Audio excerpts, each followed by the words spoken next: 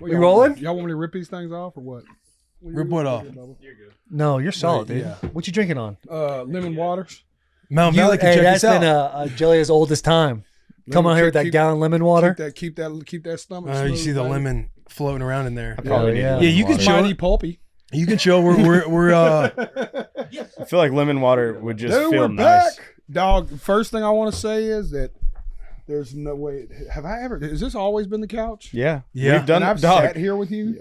Hey. You were tortured. This is different. Damn, I bud. weighed God, I did weighed this 40 to more you. pounds than I do now too. Last time it was dude. We had to have been like, yes. I think we were just like that. I think I miss you. By the way, feel free to get closer to me. It's like, there's room. Hey, we got room for Jesus. Jesus would have to be anorexic, but we have room for Jesus. Room nonetheless. Listen, that my wife used to say that all the time. When we'd lay in bed late at night, we first got together, she'd go, look, we cuddle till we go to sleep, but after that, we need to leave some room for the Holy Spirit. That's how she laid it out to me, That's like hilarious. our first night together. I was like, gangster? Gangster. Like, oh, back-to-back sleeper? I know we got the duo back on the bus. Yeah, the We're back. OG It was- boys. so was somebody sitting over here What you mean? when you had both of them on? Because I think that was during my honeymoon. Somebody, or I mean, maybe. trust me, I would have opted probably to do that. I've had Because I'm so even many- still trying to talk to her, and I'm gonna I have think to. if we look back at that episode and see if we just left Will's as if he was here in Let's spirit. see what. Yeah, let's see what it was looking like. I believe Jelly was sitting. No, there's No, dude. no. I'm dressed like Rocky Balboa. I'm wearing Hold a on, gray no, on y'all, gray let me tell you sweatsuit. why you're confused. I have been on this bus so much. Yeah. Oh yeah. That you're right. There was a time where it was just me and Will, That's what it was. and Yeah. I sat there, Yeah, and there was a that's time right. where it was me, Taylor, and I think Ernest was. Yes, we did a 3-piece. Yeah, because obviously, me being I was so much fluffier. There was back one then. time you came on after my 4th of July party. I know when I almost shit myself on Yes, this bus. that's you right. actually, I yeah, never you had to did. go and leave. It panicked shit. Yeah. I'll never forget that shit Yeah. the rest of my You were life. moving. dog. It looked like I passed a weed basket. It was so bad. Yeah. Yeah, it is crazy how much y'all have been on this bus. We love it. it. Dude. We're so glad to be We back. built this bus. Yeah, you built it. We built this bus. Because when we first had you on, you were going viral. Both you and me are like, that's like row 33 on a Southwest flight. That's 33 D and E on a Southwest flight, and we can't wait for our little wafers. Oh, God damn. You boys look like different human beings. yeah, dude. Oh, my Different human goodness, beings. Look at us. God You're Do damn. you fresh. miss your hair? No, Do you miss your beard? no. Kind of looks sweet in that photo. I don't miss I anything. don't miss anything about that. I don't miss. guy. I don't miss that guy. I don't miss it. Dude, how much different is it looking at That that dude photo, had Jelly? to fish his pecker out of his stomach. Fighting for it. Not out of You my hear me? stomach. What? I did. That dude. Why would I know about your pecker, Ernest? What would I know about it? God Oh, damn. God. But we're Completely fucking different back, human dude. beings. Yeah. Completely. Dude. You know. Same guy. Same guy. Same guy. Really, we're looking at Jelly. Jelly, you look like a completely different human being. Oh man, yeah. God damn. How long That's ago was awesome. this episode? 2 years. 2 years? Couldn't have been 2 years. Ern did look smaller there. 2 years ago. Oh, Maybe you're it was saying the Maybe it was opposite. the black. Maybe No, it was no, the def- black. You saying I've upload, gained yeah? weight since then? Almost 2.5 years. Yeah, Oh, 2 shit years. hole, dude. That's What all a, Compton what a ago. start. Will Compton, 2 years ago, you still had a job 2 years ago. Will Compton. He's starting early. Talking about I looked better there. So 2 Anyways, years. Jelly Roll Jelly- lost a bunch of weight. Like Ern Rosie found it. O'Donnell there. You know what I love about this? It reeks of real friends. Thank y'all boys for having us back. Hell yes. I dude. love y'all. Yeah. This Even fir- just the the first first half of this episode- conversation, I was like, this is how we would talk outside the bus. Oh yeah, mean, we're this just is catching up.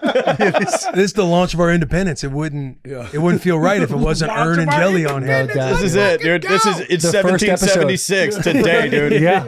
We just wrote our get it. Declaration of Independence. We're rolling now. We're Yes. going. Good job. Declaration of Congratulations, dude. Independence. Let's talk about it first. Y'all want to live there or y'all want to do it separate without us? No, we'll live there. This is can awesome, live there. dude. Yeah, dude. Congratulations, man. Listen, I know, not that y'all were in a great deal, but there was a time in my life that I was in a bad deal. And getting out of that deal made every ownership decision after that, every independence, every next move means so much more to me. And I wonder if that's how y'all feel sitting here today, like the fucking bus is back. God, We that's do, a great. That's a man. good question because we were in a great deal before. Yeah. Like Barstool was awesome to us in every way, and it was a difficult decision to like kind of go independent. Yeah.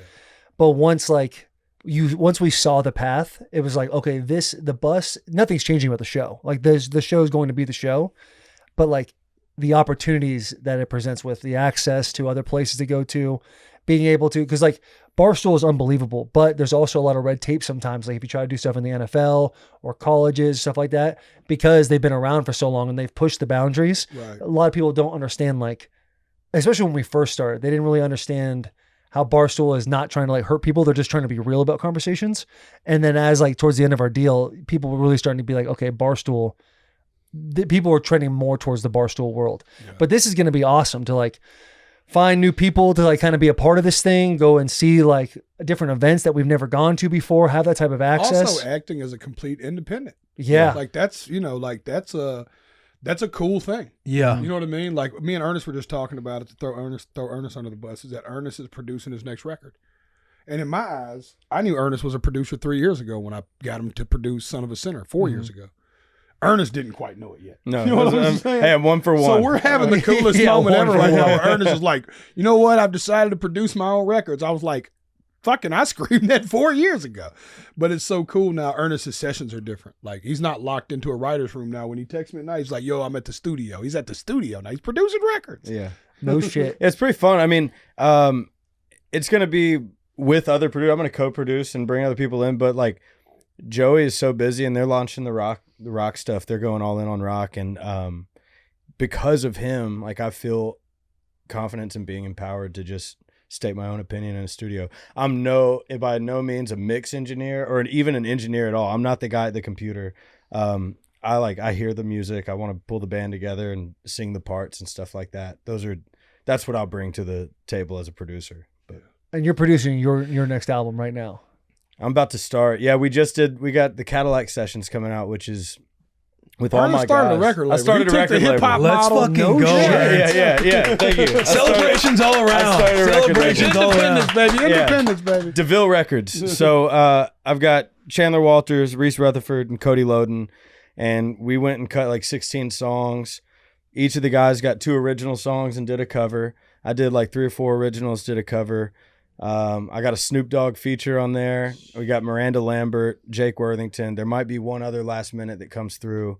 But yeah, we're going to launch it all together. I'm going to put these guys on as best I can, and then they got to go out and make it happen for themselves. Now, did you have kind of these plans in place before your independence kind of set off? Just talking from our experience, it's like, yeah, the FanDuel deal got us away from Barstool, but you're sitting there, it's like once those conversations started to take place and you realize like, oh, we can collaborate and kind of work with whoever, and the phone's kind of blowing up and we can kind of pick our brands. When you said FanDuel out loud just now, part of me was like, oh, we got to cut that. I know. You feel kind of nervous. It feels about weird to even say FanDuel and the cat's out the bag with everything else. But did you have like, were some of these plans in place, or you're like, all right, I'm going independent. I do believe in myself. But I'm not independent. I'm still in partnership. My label, it's still Big Loud Records. And then my joint venture with Big Loud is the DeVille Records. So as an artist, I'm still signed to Big Loud Records, and I'm just going to take on some of the responsibility of presenting my album to the label. Like have some of your own creative direction? Yeah, and they've always given me creative direction, but I think this is going to be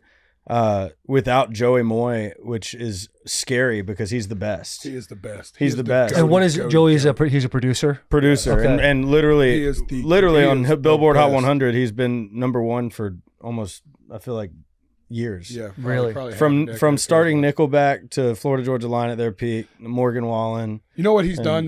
Why I respect Joey Moore, and I think he's the best, one of the best to ever do it in any genre ever. Is that he's proved all timer. Yeah. Is that he's proven he can do it over and over again, and he creates sounds around times and artists. Mm-hmm.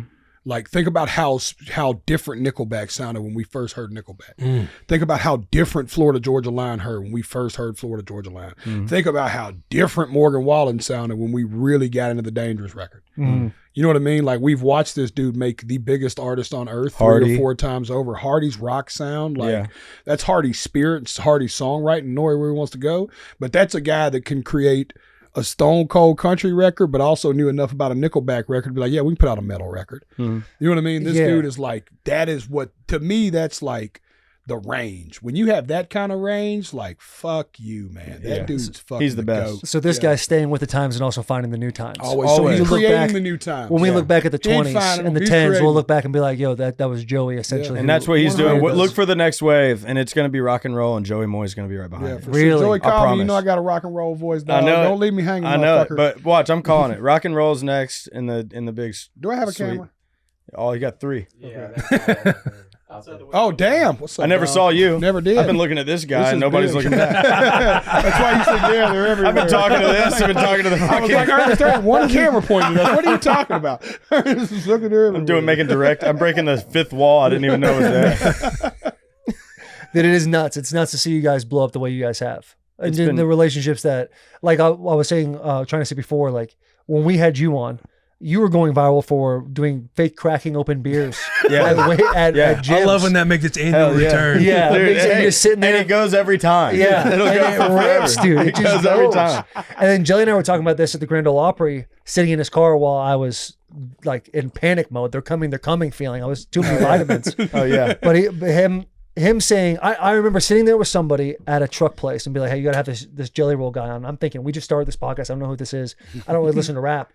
And then Shab comes and you just rolled with him. Yeah. And you were just such an awesome dude. We're like, yeah, well, for sure to get this Jelly Roll guy on. And then look where we are. Oh, 5-6 years later. No, true story. Life has changed so much for everybody. Yes. Since- Ern was in Shout like out, shout out. pajama pants. Yeah. Yeah, and Crocs. Yeah. The Ripping gravel lot Crocs. days. Just Now came look from, at you. Just Now came look from at me. yeah. Switched up big time. I was He had the shades on. I was forget the hammering top he had. mimosas out of a Yeti cup. I had a big thing of champagne and orange juice. Was just hammering mimosas. that Ripping whole- I'd like to say Ernest is growing up, y'all. It's been really cool to watch. I've grown up. I mean, he'll still, There's a lot of room to grow, but I've grown up. He left room for improvement, of course, but he's doing great. I'm moving vertically on my chart. That's all you need. That's it. That's all you need, Yeah. man. Yeah, Day by day. yeah. Geronimo, here comes the crash. So So when you're starting to produce this album, you're about to do it. Like how does that process go? Like have you written everything already? I'm just And now you're about to now go in? I'm just now starting to write. All the Cadillac sessions is done. We got the masters back. That'll come out sometime this spring. Mm-hmm. But for my album, I just now started wrapping my head around writing it. How sick was it with Snoop Dogg? I mean, that is Well, when you were. What was it? I only met him because of Jelly Roll. I mean, that's all Jelly. He created that relationship because he's Jelly Roll, and then Snoop came to Nashville to pop up with Jelly Roll, and I tell people all the time, I was like, I didn't follow my nose backstage because that would have done me no good. Yeah. It always smells like Snoop Dogg's backstage.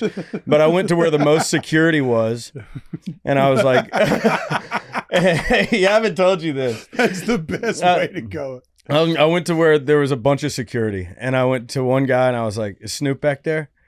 And he goes, no.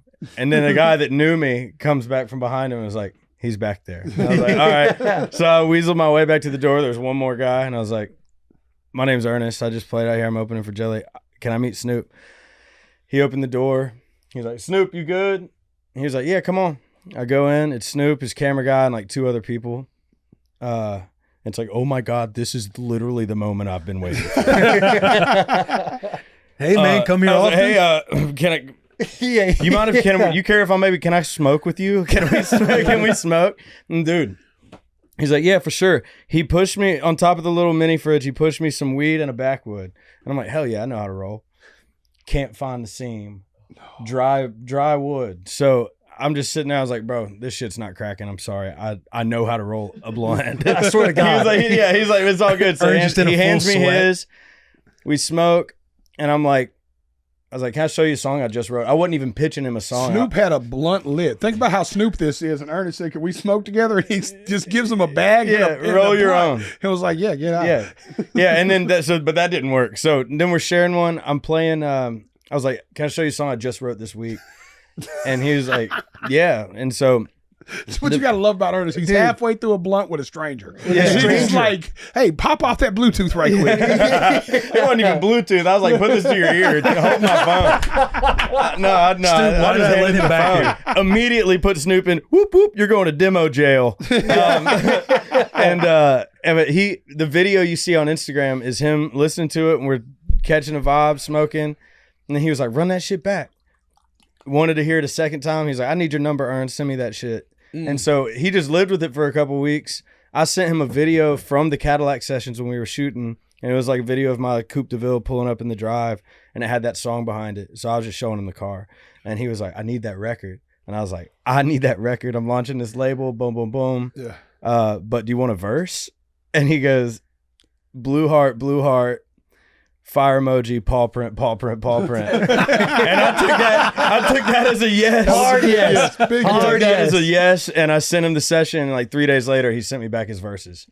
And now he's going to come to Nashville and shoot a music video. No shit. That's amazing, The bro. record's crazy. Snoop is Yeah. awesome, though. Record's That's crazy. insane. And it's also the balls it takes to walk into a room with a stranger and be like, "Can you mind listening to this?" It's just Also, Crazy. very high Think and about nervous. how many hits Ernest Yeah. has wrote though. Bro. Who don't Paranoid want to talk? nervous. What artist on earth don't want to talk to Ernest? But is If Snoop, Ernest is stands at the Snoop door, versed it's in this hey, world? I'm Ernest, Tyler I wrote it, Childers. and somebody goes, Ernest.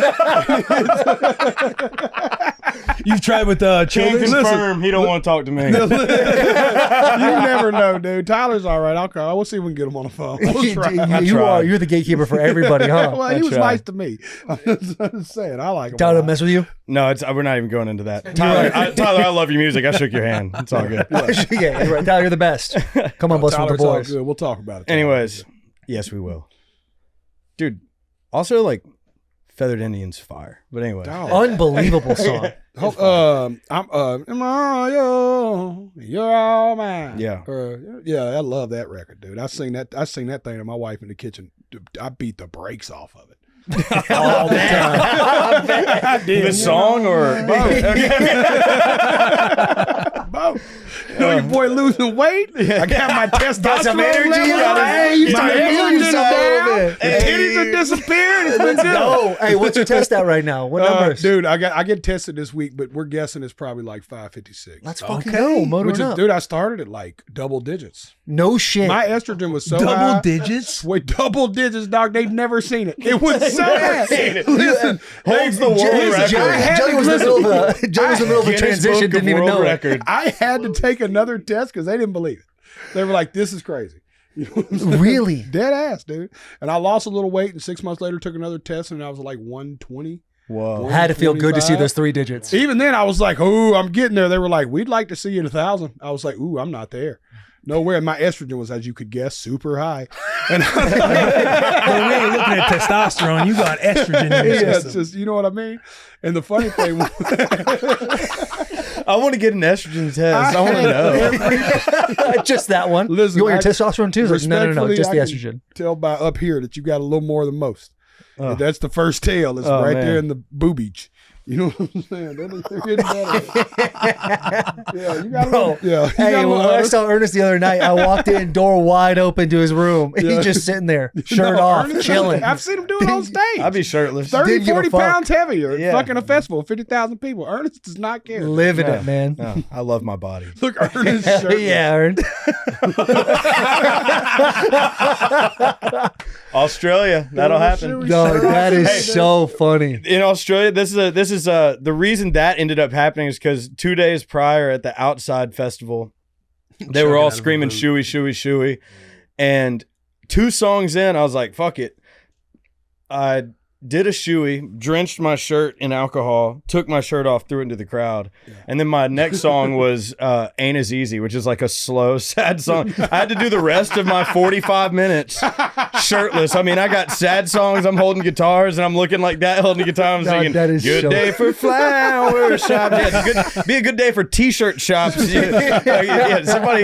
Yeah, there it is. Look at that. What a look. What a commitment. Way to own it, dude. I don't That's know all if time. we spend enough time on this double-digit testosterone. No. The people listening, like the highest level's like what, 1,200? I think so. I don't know. I'm course, like, For you to Quick get read. medically, like if football players are below like 290 or 300 or something like that, like 3 times, like they test that way 3 times, you can medically get prescribed testosterone because your testosterone is very low. Yeah. For you to be double digits, like that is, I've Correct. never Yeah. heard of that it in my was life. unreal. Whoa. And then it was, now we're getting way more even. I got another blood test. This is my first blood test. And like, I'm doing every 3 to 4 months now. I was doing every month. I'm doing every 3 to 4 just because I see what's happening. So it's like, that blood ain't going to tell me that my body's not showing me. right. You know what I mean? Does that make sense now? Yeah. Where there was a time where I had to watch it all the time. Like, just make sure we don't have any heart markers going. When you're 550 pounds and a full-blown alcoholic that does cocaine, you got to worry. You know what I'm saying?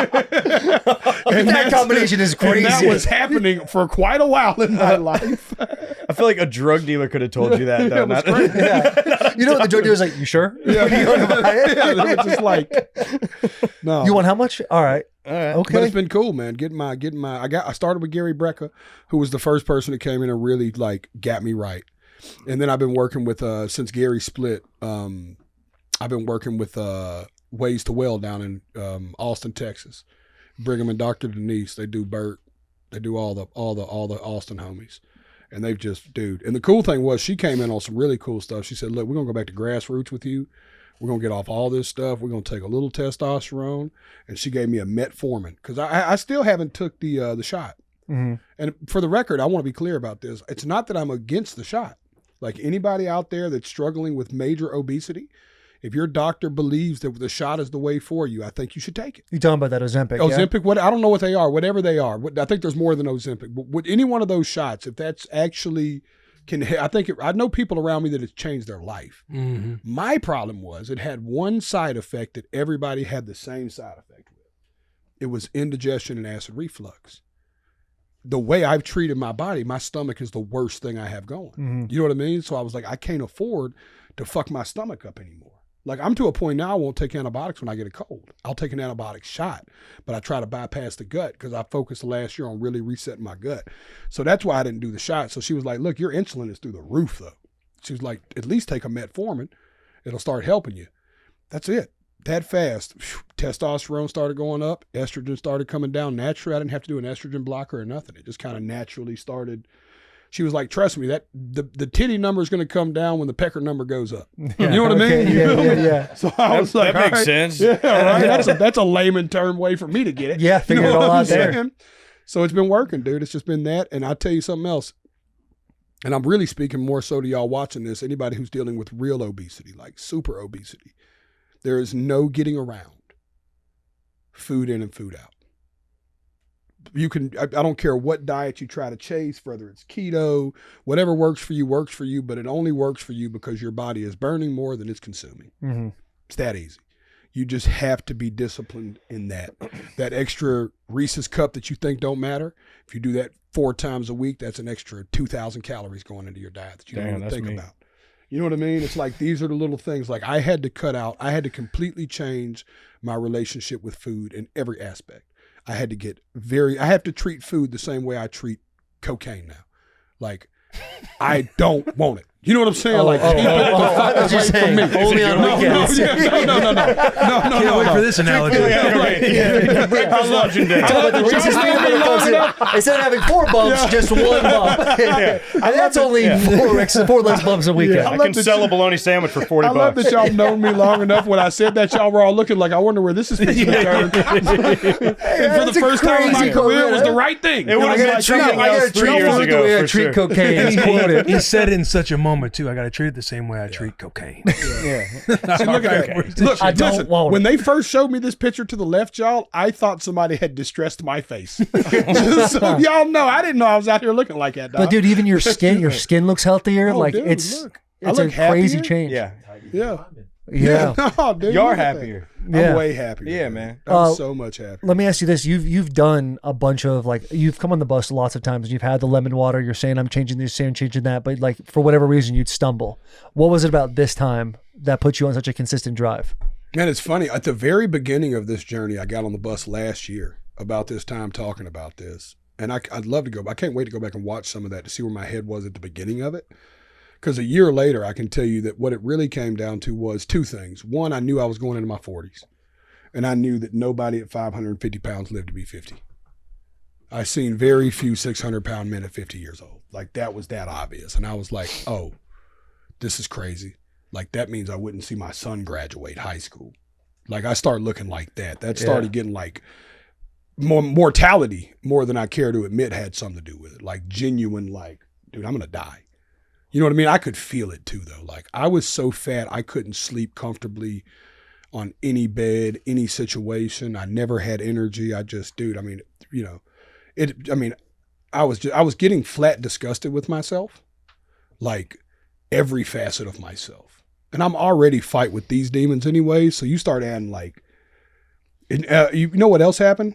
Man, this is probably too honest, but I always thought that when I got to the success that I'd all the mental problems I had, all the addictions I had would just disappear. Like, I made it. I'm out of the neighborhood. I've got money and financial security. Now I'm just, I'm just like, the world's going to turn into butterflies and Care Bears and fucking Hallmark cards. You know what I mean? And it wasn't that way. Instead, it was more pressure and more shit. And I just dealt with it the way I dealt with all the pressure my whole life, eating, drinking, drugging, all that old shit. So I just started getting, and then just little things. Like I couldn't wipe my ass. At 550 pounds, dude, it was a fucking workout, dog. I would have to put my arm on the wall and turn a little bit with making sure the wall would keep it that way.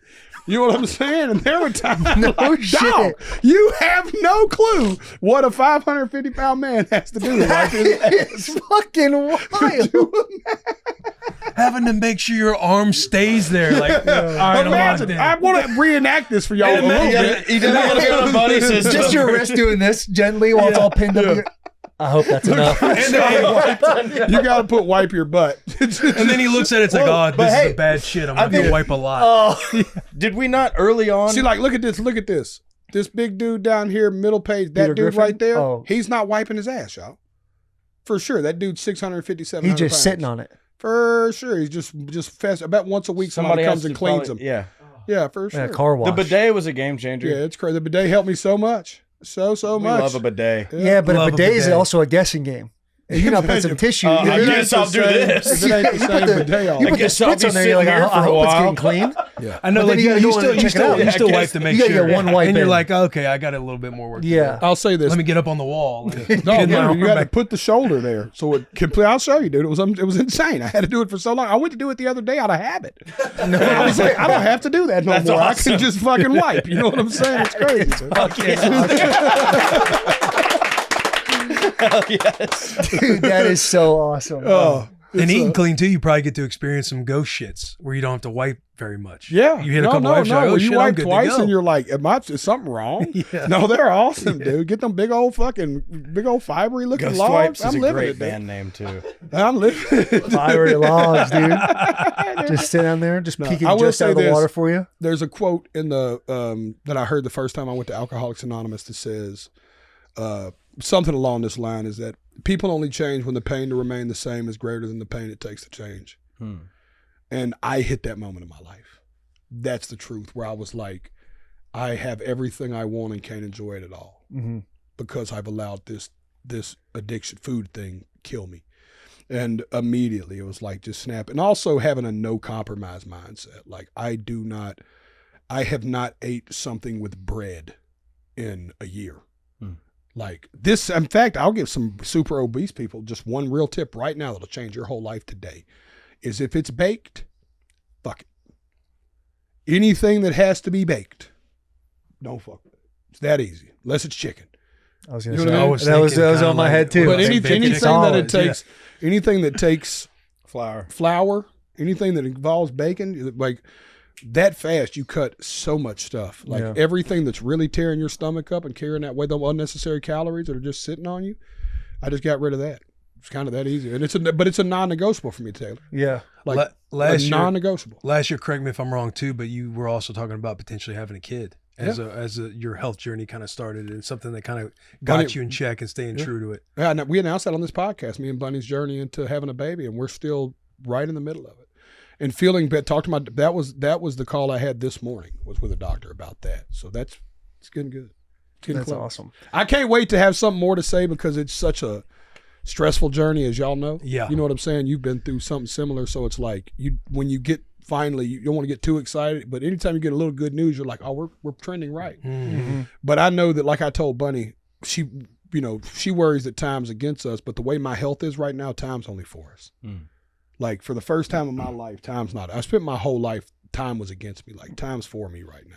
That's you know awesome. what I mean? I'm buying time for the first time ever. Like, Dude, you were I'm- talking about like death, like getting 50 and guys being obese and being over 500 pounds and now living in their 50s. Like, I'm sure maybe you guys felt the same way, but there'd be times where I'd like think about our relationship. Like, yeah, I love the hell out of Jelly. Like, I hope he's around to enjoy like more moments with him. Cause you do think about like, yeah, this dude is massive. Like he could show up. Like you would never be surprised if something popped up the next day on the internet or a headline like Jelly Roll passed Yeah, it away. wasn't the weight thing too. It was like your habits. Yeah, And for so sure. like we would sit there and be like, yo, obviously love the guy. No, I was But you pouring never know. gasoline on a flame. That dude right there to the left, I keep looking at him. I thought that face was distressed. Mhm. You got to realize that I didn't see that. Like that's something else I want to talk to my big people about is that you don't when you get so in it, you know it because you feel it when you're fucking can't wipe your butt, but you don't see it that way. You know what I mean? Like when you start seeing it, now you look back at it, it's like drug addicts, Bubba. Like anytime I've been around a drug addict that was really in that stuff, I wanted to be like, if completely sober you could see you right this moment, just for 1 second, you would be so lost and disgusted with yourself, you would change. You would stop what you were doing right now and check into a rehab. Like I know that because I know who you were before you looked like this. Mm-hmm. You don't know you're out here looking like this. You know what I'm saying? It's like, right. I didn't know I was out there looking like that. You know what I'm saying? I didn't have no clue. Yeah. And trying to have that conversation with somebody who's on drugs at that time. You couldn't listen. I wasn't. It's the best feeling. And that's the best. I don't want to say it's the best feeling in the world, but it's a feeling. You're like, there's no issues right in this very moment. And there's shame in it too. So it's like as soon as, dude, people I felt so bad. I used to watch my wife get berated online where people would be like, if you really loved him, you wouldn't let him be this fat. You know what I mean? And she's like, do y'all understand that my husband is a fucking poor street kid that's a little ornery? You know what I'm saying? Like he's already a little fucking anti-establishment anyways, and he's already in his shame and his guilt. Like it's hard to talk to people about what they're the most ashamed of. Mm. And that's why starting the Losers Run Club was important to me. You know what I mean? Like participating in these 5Ks and like, it was important to me to lose the weight in front of everybody. Man, I don't want to make this whole podcast about my weight, but it's the coolest thing happening in my life. Mm. But it's like, I remembered I would watch people be so ashamed of how big they got, celebrities, and they would go hide and lose the weight and then pop back out like, new me, who this? Yeah. You know what I mean? And then they could never really connect because people always like, this is weird. You know what I mean? For me, it was more like, no, man, I was so fat. I have lost all of this weight. I'm going to lose another 100 pounds. The best part is I was so fat that I'm still fat. I was so fat. Think about that. I was so fat that I'm sitting on your bus right now, 375 pounds, and we're proud of me. You know what I'm saying? It's a before and a before picture. It's a before and a before picture. You know what I'm saying? And he's giving game. Like, and I'm giving game. Yeah, you're going to get right with this. Yeah, it's like, but I see it now, and I want that because I want people to follow with me. My goal in life more than it's ever been right now is that I hope people that are challenged with severe obesity and food addiction are watching what's happening with me because they're watching it. Mm-hmm. I know it's like, it's hard. I give you a guy that made me want to do it. You talking about things that inspire me? My buddy, I should shout him out. His name's Greg Sanford. He was a bondsman in Nashville, Tennessee. I think he's a bondsman in Williamson County now. He's a real estate agent, but we're still really good friends. Greg lost 180 pounds or something a couple years ago, and I watched him do it. I sat beside him. I was 500 something pounds, and I watched this guy. And he didn't never push it on me. He would invite me to hang. He would invite me, he just kind of preached to me, tried to hook me up with his nutritionist. I'm like, I'll lose it when I want. Yeah. That shit you're on. But I remember watching him do it and being like, fuck, man, I have no excuse not to do this. You know what I mean? Like, I just watched a dude older than me and not as big as me, but you know what I mean? A big dude lose a lot of weight. It was like, I hope people are seeing that. You can watch my whole tour last year, me and Ernest shooting basketball. I'm 60 pounds heavier. I didn't disappear to lose the 60. I did it slowly over the weeks. Right. But your lifestyle has been so consistent. You live a healthier lifestyle than me by far. Thank you. Like, yeah, no, I mean, dude, I felt like a lazy piece of shit so many days on the road. I'd ride, smoke a joint, right? Stretch, walk outside. Jelly's getting back from like a run, drinking this. It'll be 4 PM. I've had 3 meals, and I see Jelly like, "Where's my banana?" You know? Yeah. And so I admire that, and I tell you, haven't changed my life. I live by the meal plan. Hey, I should do it overtime. Do it when you want. My dude will be here at about an hour, 15 minutes. He'll be right here to drop off a meal. I'll eat it before I leave. I'm eating like a regimented like that for sure. So like a pro athlete. If you had a crystal ball, I'll still go eat sushi. That's the cool thing is that one thing I didn't do neither. This is the last one to talk about this. I swear. I'm so sorry, y'all. But it's just imagine losing this much weight and never getting to talk to people about it. Is I didn't want to chain myself to like. I knew that baked food was just hurting me. Like it was just not good for me. Like drugs are not good for me. I don't do good with them. I'm a worser person. You know what I mean? Besides that, I go eat. Like, I'm not weird. If everybody right now was like, hey, we should go grab You met me sushi, for dinner? I'd go. I met Ernest for dinner. I don't have no problem. Like, I'll go out and eat a steak with you. I'm cool with all that. Like, I don't live I'm not imprisoned by this no more. Either way. I was once imprisoned to the weight, and then I watch people who lose the weight get imprisoned and not being able to do normalish things.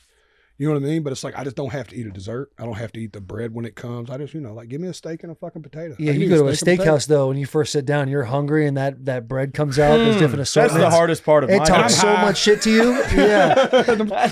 Ernest had a Logan's deal. Of course, that's the hardest part of my The day is when Logan's the deal bread is comes wild. out at the Yeah. beginning of a meal. Dog, when I seen Ernest shifted with the to Ern's Logan's diet deal, now. I was like, they don't know this. We went to eat at Logan's one time. Yeah, I was like, Those butter, little, whatever those are, those little Butter buns. roll, the butter rolls. Too. Unreal. Anywhere there's a butter roll, And it comes out like a honey butter? Yes. You know what? So on the other end of that spectrum, I have found myself going to Loveless a lot lately. Loveless Cafe. If you're watching this and you've never been to Nashville, I encourage you to go to Loveless it's worth Cafe. the drive. It's worth the drive. It's about 40 minutes outside of downtown Nashville. It's an old little country cooking meat and three. It used to be a bed and breakfast. It was the only stop between Nashville and Memphis. True story. And so everybody, musicians, everybody would stop there, it's a famous homemade biscuit, some chicken, stay the night. But now, I mean, the biscuits are biscuits come. That's all what made me think. I was like, the biscuits come out. And the food jellies. comes out so fast too. They bring it as soon as you sit down. Here comes hot biscuits.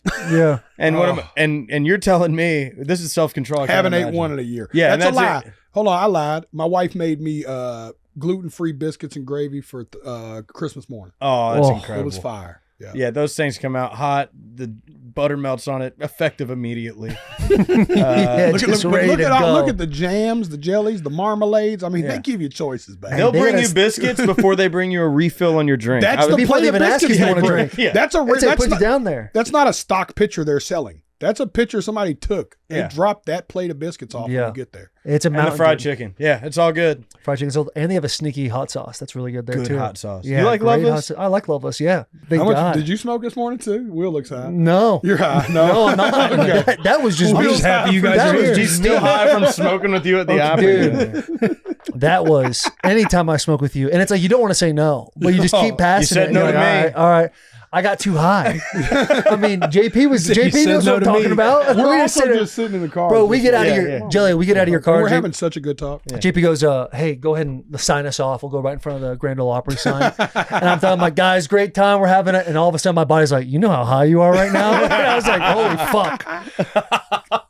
All right, that's it. All right, we'll see you guys later. And I'm driving home, dude.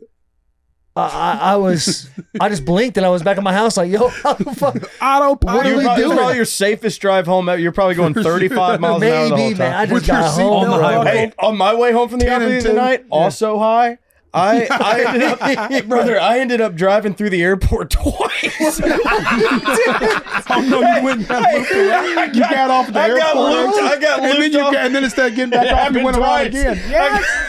It's happened to me. I'm like, damn it, I'm pulling through the airport. So I had to go through the departures. I come around, I'm like, okay, now I'll get on 40. Miss my turn, go straight through the departures again. I do this twice. I'm like, no. Hey, but I'll be honest, that Terminal Nashville sign throws you off on Big which one time. to Okay. take, It's man. 4 lanes. You have You're to like, do it a bunch. Yeah. it is tough, dude. It is tough. Great outfit the other night, Taylor. Thank you. Appreciate Great- that, brother. good That choices jacket's across the done board. so much for me. Yo, the lean though, the Matthew McConaughey I lean. appreciate son, the I was lean, high man. enough that I got home and went straight to my Look at laptop him. and tell Yeah. you that. That's I'll the tell you most that- poised anyone's ever been on the Opry. Yeah, that's when I introduced you, Jelly. When I introduced you, Ernest, I was so nervous before. I was sitting there. Your team gave me size 12-point font, long ass stuff, and I'm like, oh my God, I'm not a great reader as it is anyway. Did you hear what Taylor said? What I told him to say about nominees? Yeah, this joke went over real well with the back of the stage.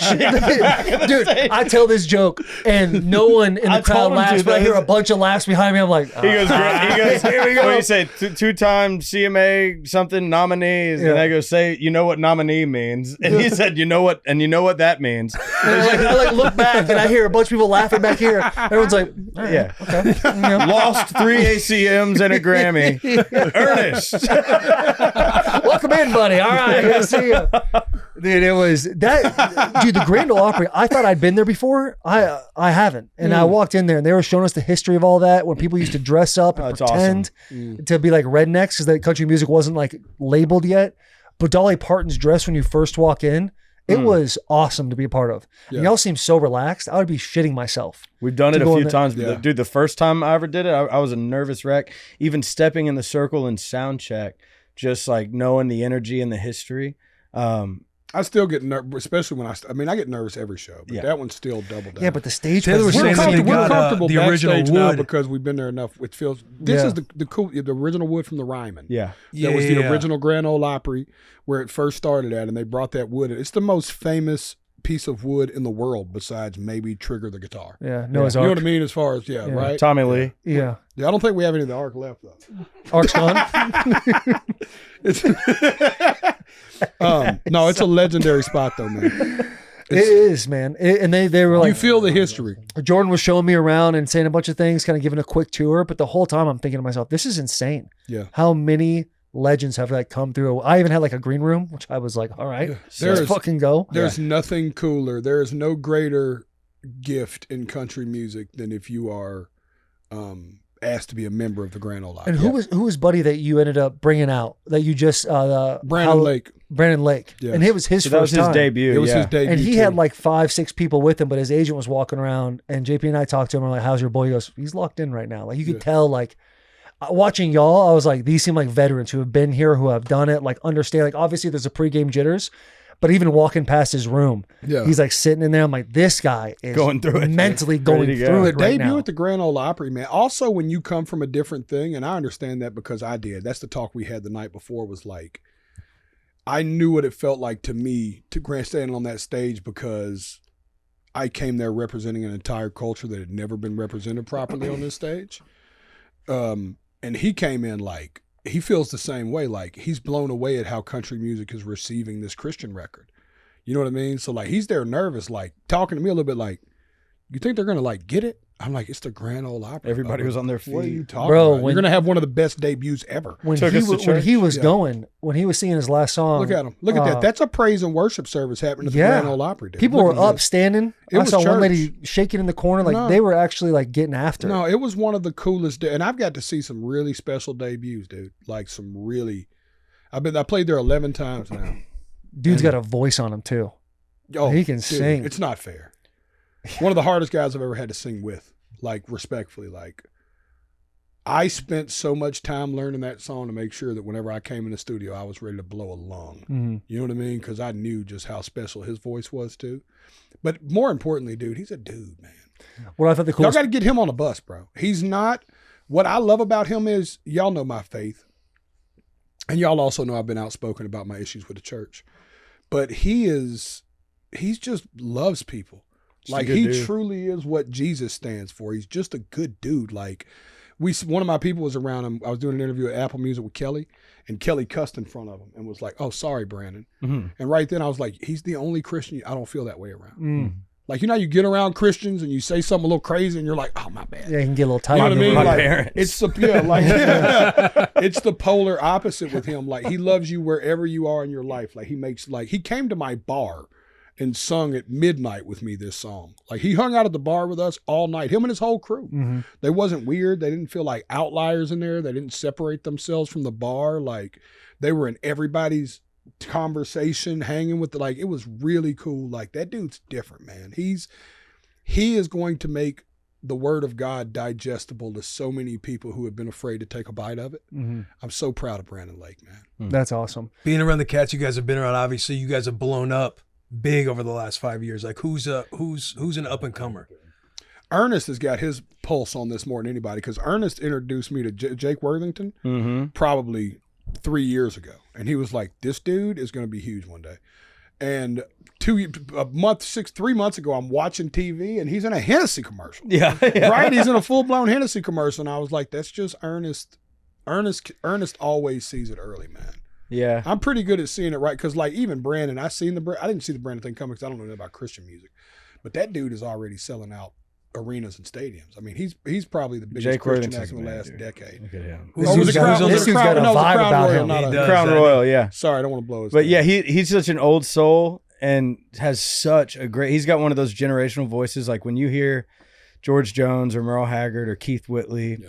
Tracy Byrd, those voices that are just gonna cut for forever. That's Jake Williams. Zach Top's another one of those. Of course, we Top. hear it with the dream like a baby. But Zach Top's popping off right hits. now. He's on fire right now. But he's gonna. I was seeing him on TikTok 3 years ago too, just doing little lives. Yeah, but there's been a lot of whispering about Zach Top in the back of the bus in a couple of meetings. This kid's the dude. He's a great kid. Mm-hmm. He's a great singer. He's pure. He writes the way he wants to write. It sounds like authentic old 90s country. He knows his country music history. His country music history like me and Ernest do. But more importantly, talking about just a voice and an attitude, he's going to be here. Yeah. We're not going to hear this I Never Lie song and then be like, where did Zach Top go? No, you know what I mean? Like, it's going to be the opposite. This kid's fixing to have it. We're watching this kid on the front side of a big run. And I want to remind y'all, I sat on this same bus right before the Big Morgan and Hardy and Ernest run started. And I was like, we're watching the front side of what is going to be a really big run. It's a tsunami that's nowhere near stopping, right? This is the beginning of a Zach Top run for sure. Damn. Hey, Aaron, you was saying and he knows his history. Like, how big is that in the community? Because I've also heard when people talk how well Post Malone has transitioned into the country music world. I want to say I heard something similar even with Post. Yeah. Yeah. You said that, bro. Like, you know he knows what? His history. In the grand scheme of things, I guess it doesn't matter, but it's something that matters to me, and I appreciate and gravitate towards the people it does matter to, and I feel like it is our responsibility to, like, when it talk about gospel, is like put people on. I like doing covers of old records to keep those songs alive. Jamie Johnson said it too. He's like, as country singers, it is our responsibility to keep the spirit of those before us alive through songs, whether it be writing in that spirit or covering those songs. Those songs are meant to be sung. Like, they don't have to just belong to, like, Merle Haggard died. That doesn't mean his songs you can't go cut his songs. Those songs exist. The lifespan of a song has no cap on it. It's going to outlive all of us either way. So my second Grand Ole Opry performance, I sung Waylon ever. Because it was important to me that when I did it the first time, I did it like They'll Never Bring Me Back. Because you just saw how I thought about everything then. I was like, this is a one around the sun for me, for sure. And when they brought me back, I was like, doubling down. Let's sing some Waylon. You know what I mean? Because I believe, like he said, in probably the grand scheme, it don't matter. And to the community, it matters to some. Yeah. But I just love country music, though.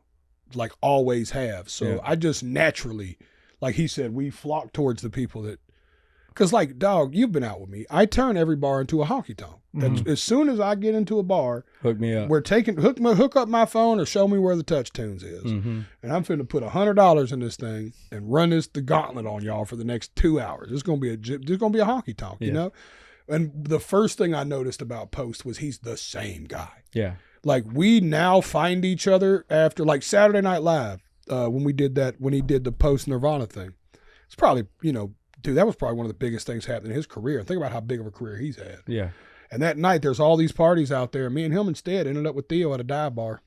Yeah. No shit. Bumping country music all night because we knew what we like. That's to us. That's the party we want to be involved in. Yeah. And we knew there wasn't going to be another party in New York City that was going to be playing Merle Haggard or Zach Top. We'll sit on the porch at Losers till 4 a.m, hooked up to Bluetooth, playing old Hank Williams songs. Playing old Hank records. It's really cool, man. But his awesome artist though, Chandler, I think got a chance to be huge. Chandler Walters, that's all in that Jake, Zach. That era's coming. You could just feel that. Chandler's got that Gary Stewart, Vince Gill thing going. Special, man. I don't know who those two people are, but I'm with y'all. Damn. See, but it's my job to go look them up. Yeah. It's your job to tell me. Can I say something cool about the Opry again? Yes, we love the Opry. When I was 10 years old, I went to the Grand Ole Opry for the first time backstage. A girl that played for my dad, her dad was the steel guitar player. My dad was a basketball coach in high school. Her dad was a steel guitar player in the Opry band. And so he knew that I was like getting into bluegrass and I had a banjo and was into music and stuff, 3rd grade. And he was like, you want to come to the Opry? So he took me to the Opry. We went through that, the tent walkway, signed in, catering back there. I sat around while they did sound checks. I stood side stage. And then in between set changes, like in the intermission, he took me out to stand in the circle as a 10-year-old. And I got to look out and I was like, I want to be here one day and do this. And it was always a lifelong, like, more than anything else, any award, anything else, like, I want to be a member of the Grand Ole Opry. My mom and grandparents, like, that's one everybody can wrap your head around, to me, that's like you made it if you're a member of the Grand Ole Opry. Yeah. And like, it just, it means the world. Standing in that circle, the next time I stood in that circle at my Grand Ole Opry debut was almost 20 years probably to the date, because it was in January, which would have been basketball season. But I was 30 years old, and it was like, wow, the full circle. The Opry just is special to me. Yeah, that circle's intimidating. It don't get man. But it's cool. Like, you brought back the Opry back up. The coolest part to me that night was watching both of you on stage together. Seeing after all, it was awesome. For sure. To see you two standing up there doing your thing. Like, it was like, I just kind of sat back from the side being like, yo, my boys are kind of just, they said they were going to do something and they went and fucking did. That was our first time sharing the Opry stage together. First time sharing. We stood in the circle together. Yeah, first time. Let's go. It was cool too when you were singing and then you stepped out of the circle and like invited her. It just seemed well polished. It seemed like we met it was awesome. in the circle, because that was just some nerdy shit. Yeah. Between us, I forgot people were there. That was that was the for crowd's us. like they're really just in that one little space the whole time. For you guys, it There's was room like for them to not be there it's together. a big stage. They can do whatever they want. I should have moved the mic stand even to get a better picture of it, but I was just so like the thought of me and one of my best friends standing in this circle together, and I got to do that with Struggle when he debuted. He didn't, but we didn't get to sing together. Yeah, you know what I mean. So it was like really, really, really cool. Get to sing a song we wrote together from Nashville. That was my first number one. First number one. It's the song that got me invited to the Grand Ole Opry. You know what I mean? Like, it's really cool, man. There's a bunch of different layers. You like, obviously, like, you went by Snow at one point. Back in high school. You've jumped into like you've done like the emo music as well. Like, I've done all kinds of music, but the one consistent thing, songwriting. Yeah. Always. No matter whether it be rapping, making an emo song for fun, country music, I'm writing songs, and I've always explored different avenues. Somewhat like early on, it was out of rebellion. I didn't want to do country because it's like everybody's country. I'm from Nashville. I've always loved rap. I've always gravitated towards rap, wordplay, beats, the energy, like the confidence in rappers, and like I've been able to take my ability to freestyle into the writing room. So like, even if it's just picking up a guitar, I'm freestyling a song. Yeah. It's just got melody and stuff in it. Yeah. So that. And then Jelly, you were a rapper. Yeah. And then at one point when you started transitioning into the country music, you sat here and was like, hey, don't get it twisted. I'm still a rapper. Yeah. But it seems like you've really, like, both of you have found your lane in like the country rock era. Did you see it going this way? Or was it just like, once you saw the path, was it like, oh, that's clear as day? Mine's a little different than Ernest because I didn't know I could sing. So I was just doing what I thought my voice would allow for the longest. You know what I mean? But my love for hip hop extends way beyond rap, right? Like he says, like, our love for hip hop is deeper than just, I love rap. Don't get me wrong, but man, I love their fashion. I love the hip hop culture. I love, I just love everything about it, from graffiti to break dancing. Like, I was just always fascinated with these kind of like these elements because they were all very rebellious. Like even early hip hop, like the idea of like Biggie standing outside of his project building with a microphone and a DJ scratching a sampled beat for him to rap over. Like, it just always felt so outlaw to me. You know what I mean? But I always felt the exact same way about 1970s country music. Yeah. You know what I'm saying? Different like, furniture, but it's all I always use hardship Ernest's same thing is that we've always been in the same house. It's just been different furniture. Yeah. I've used that from him so many times. But it's like, so... Yeah, to me, I was just doing what the voice allowed for the longest time, frankly. You know what I mean? I didn't think even when I was singing on songs, I didn't think I was singing on songs. I thought it was more like, I didn't know the difference between a harmony or a melody. You know what I mean? So I was like, yeah, this is more like harmonizing because I've listened to Bone, Thugs, and Harmony. So I thought anytime I did something with my voice that was a little I was harmonizing. You know what I'm saying? I didn't know. I was in my 30s. Yeah. Ernest was playing bluegrass music in the 3rd grade. I was shooting dice. You know what I'm saying? It was, you know what I mean? It's like I didn't pick up a guitar till I was in my early 30s and didn't learn a motherfucker till I was 39. Yeah. You know what I mean? It's like, so it's been a little bit different for me, but the same thing, and I think our kinship outside of just hip hop is songwriting. Because at core, I was just trying to write songs, like in any form, like whether I was harmonizing a hook, as I said back then, or I was rapping a hook or rapping a verse or had these kind of slow melodies. We just always writing in a notepad. Always, and shit. dude. Yeah. I would write anywhere. I still hand write everything. Except for when I'm in a writer's room, like if it's 3 or 4 of us, because I'm not a scribe, so some more technological person. Yes, have a voice computer. notes come in handy. Yeah, but it's like, I still, even at my house right now, I'm planning the biggest thing of my career. I'm working on that project. My nipples right? just got hard. Right? I'm working on that project. And if you go to my house right now, it's like a mad scientist. It's like handwritten notes all over my downstairs downstairs, like my studio desk, my coffee table, my smoke room desk. It's just like I look like a possessed man. It's just like I was taking a shower last night. In the middle of the shower, called my wife in, and I was like, text this to my computer right now, because I was thinking about it in the shower. Like, I'm obsessing about it that much.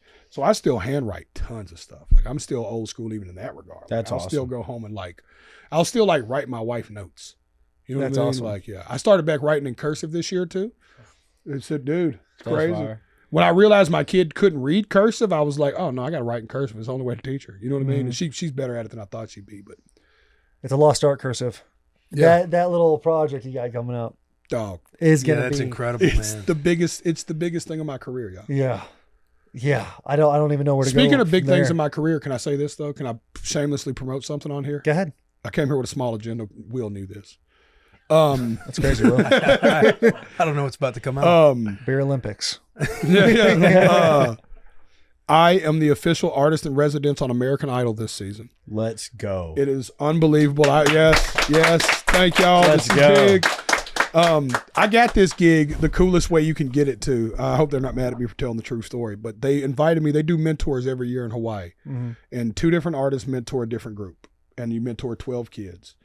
And I had been a fan of the show, so I was always tuned in and sung at a couple of the finales, and I was there for the Tongi season. And so that's how I got the mentorship job, was just being a fan. And then I did so good, they called and was like, I know this sounds crazy, but we want to create a position where you do that the whole season. That's wild. Yeah, dude. So I think, will you look it up so I don't blow this, Bubba? I think and that's why I wanted to come right here at y'all's debut week too, was because this is my debut week. I'm not on this episode, but I think American Idol starts this week, March 9th or 7th. I'm spitballing here. Don't leave me lingering too long. I'm dying. But it's coming soon. We're like, he don't even know when the fuck this thing's coming out. But I know the first 3 or 4 episodes I'm not in because they whittle it down to the top 48 or 50. And then I come in at the top 50 and start mentoring through the whole season. That's So awesome. I'm going to That's so mentor sick. from 50 to whoever wins this thing. How long were you out there shooting? I've already shot for like 5 or 6, 7 days now. We've been doing March 9th. Season premiere is March 9th. ABC stream on Hulu. Dude, I am already biased because I'm so involved in this season already. There is so much fire on this season, dude. There is so much fire. There are so many just heart-wrenching stories.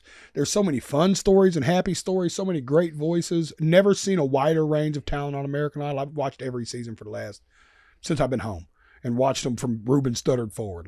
But The secret, Ruben stuttered. Yeah. Clay Aiken, dude. Right? Let's go. secret pleasure was always Idol. You know what I mean? So to be a part of it, dude, is huge. I think that's perfect too, because getting on as the mentor role with like the final, what'd you say, 40 something? Yeah. Like ultimately for an artist, like everybody is good. Yeah. And it's up to them to figure out how to kind of bring their story out. I feel like you would be the perfect mentor for something like that. Dog, wait till you see how much we're getting these kids' stories out. Like, How hard was that for Looks you like to do? Martin Short. well, believe it or not, yeah, right? Damn, I've never seen it more in him.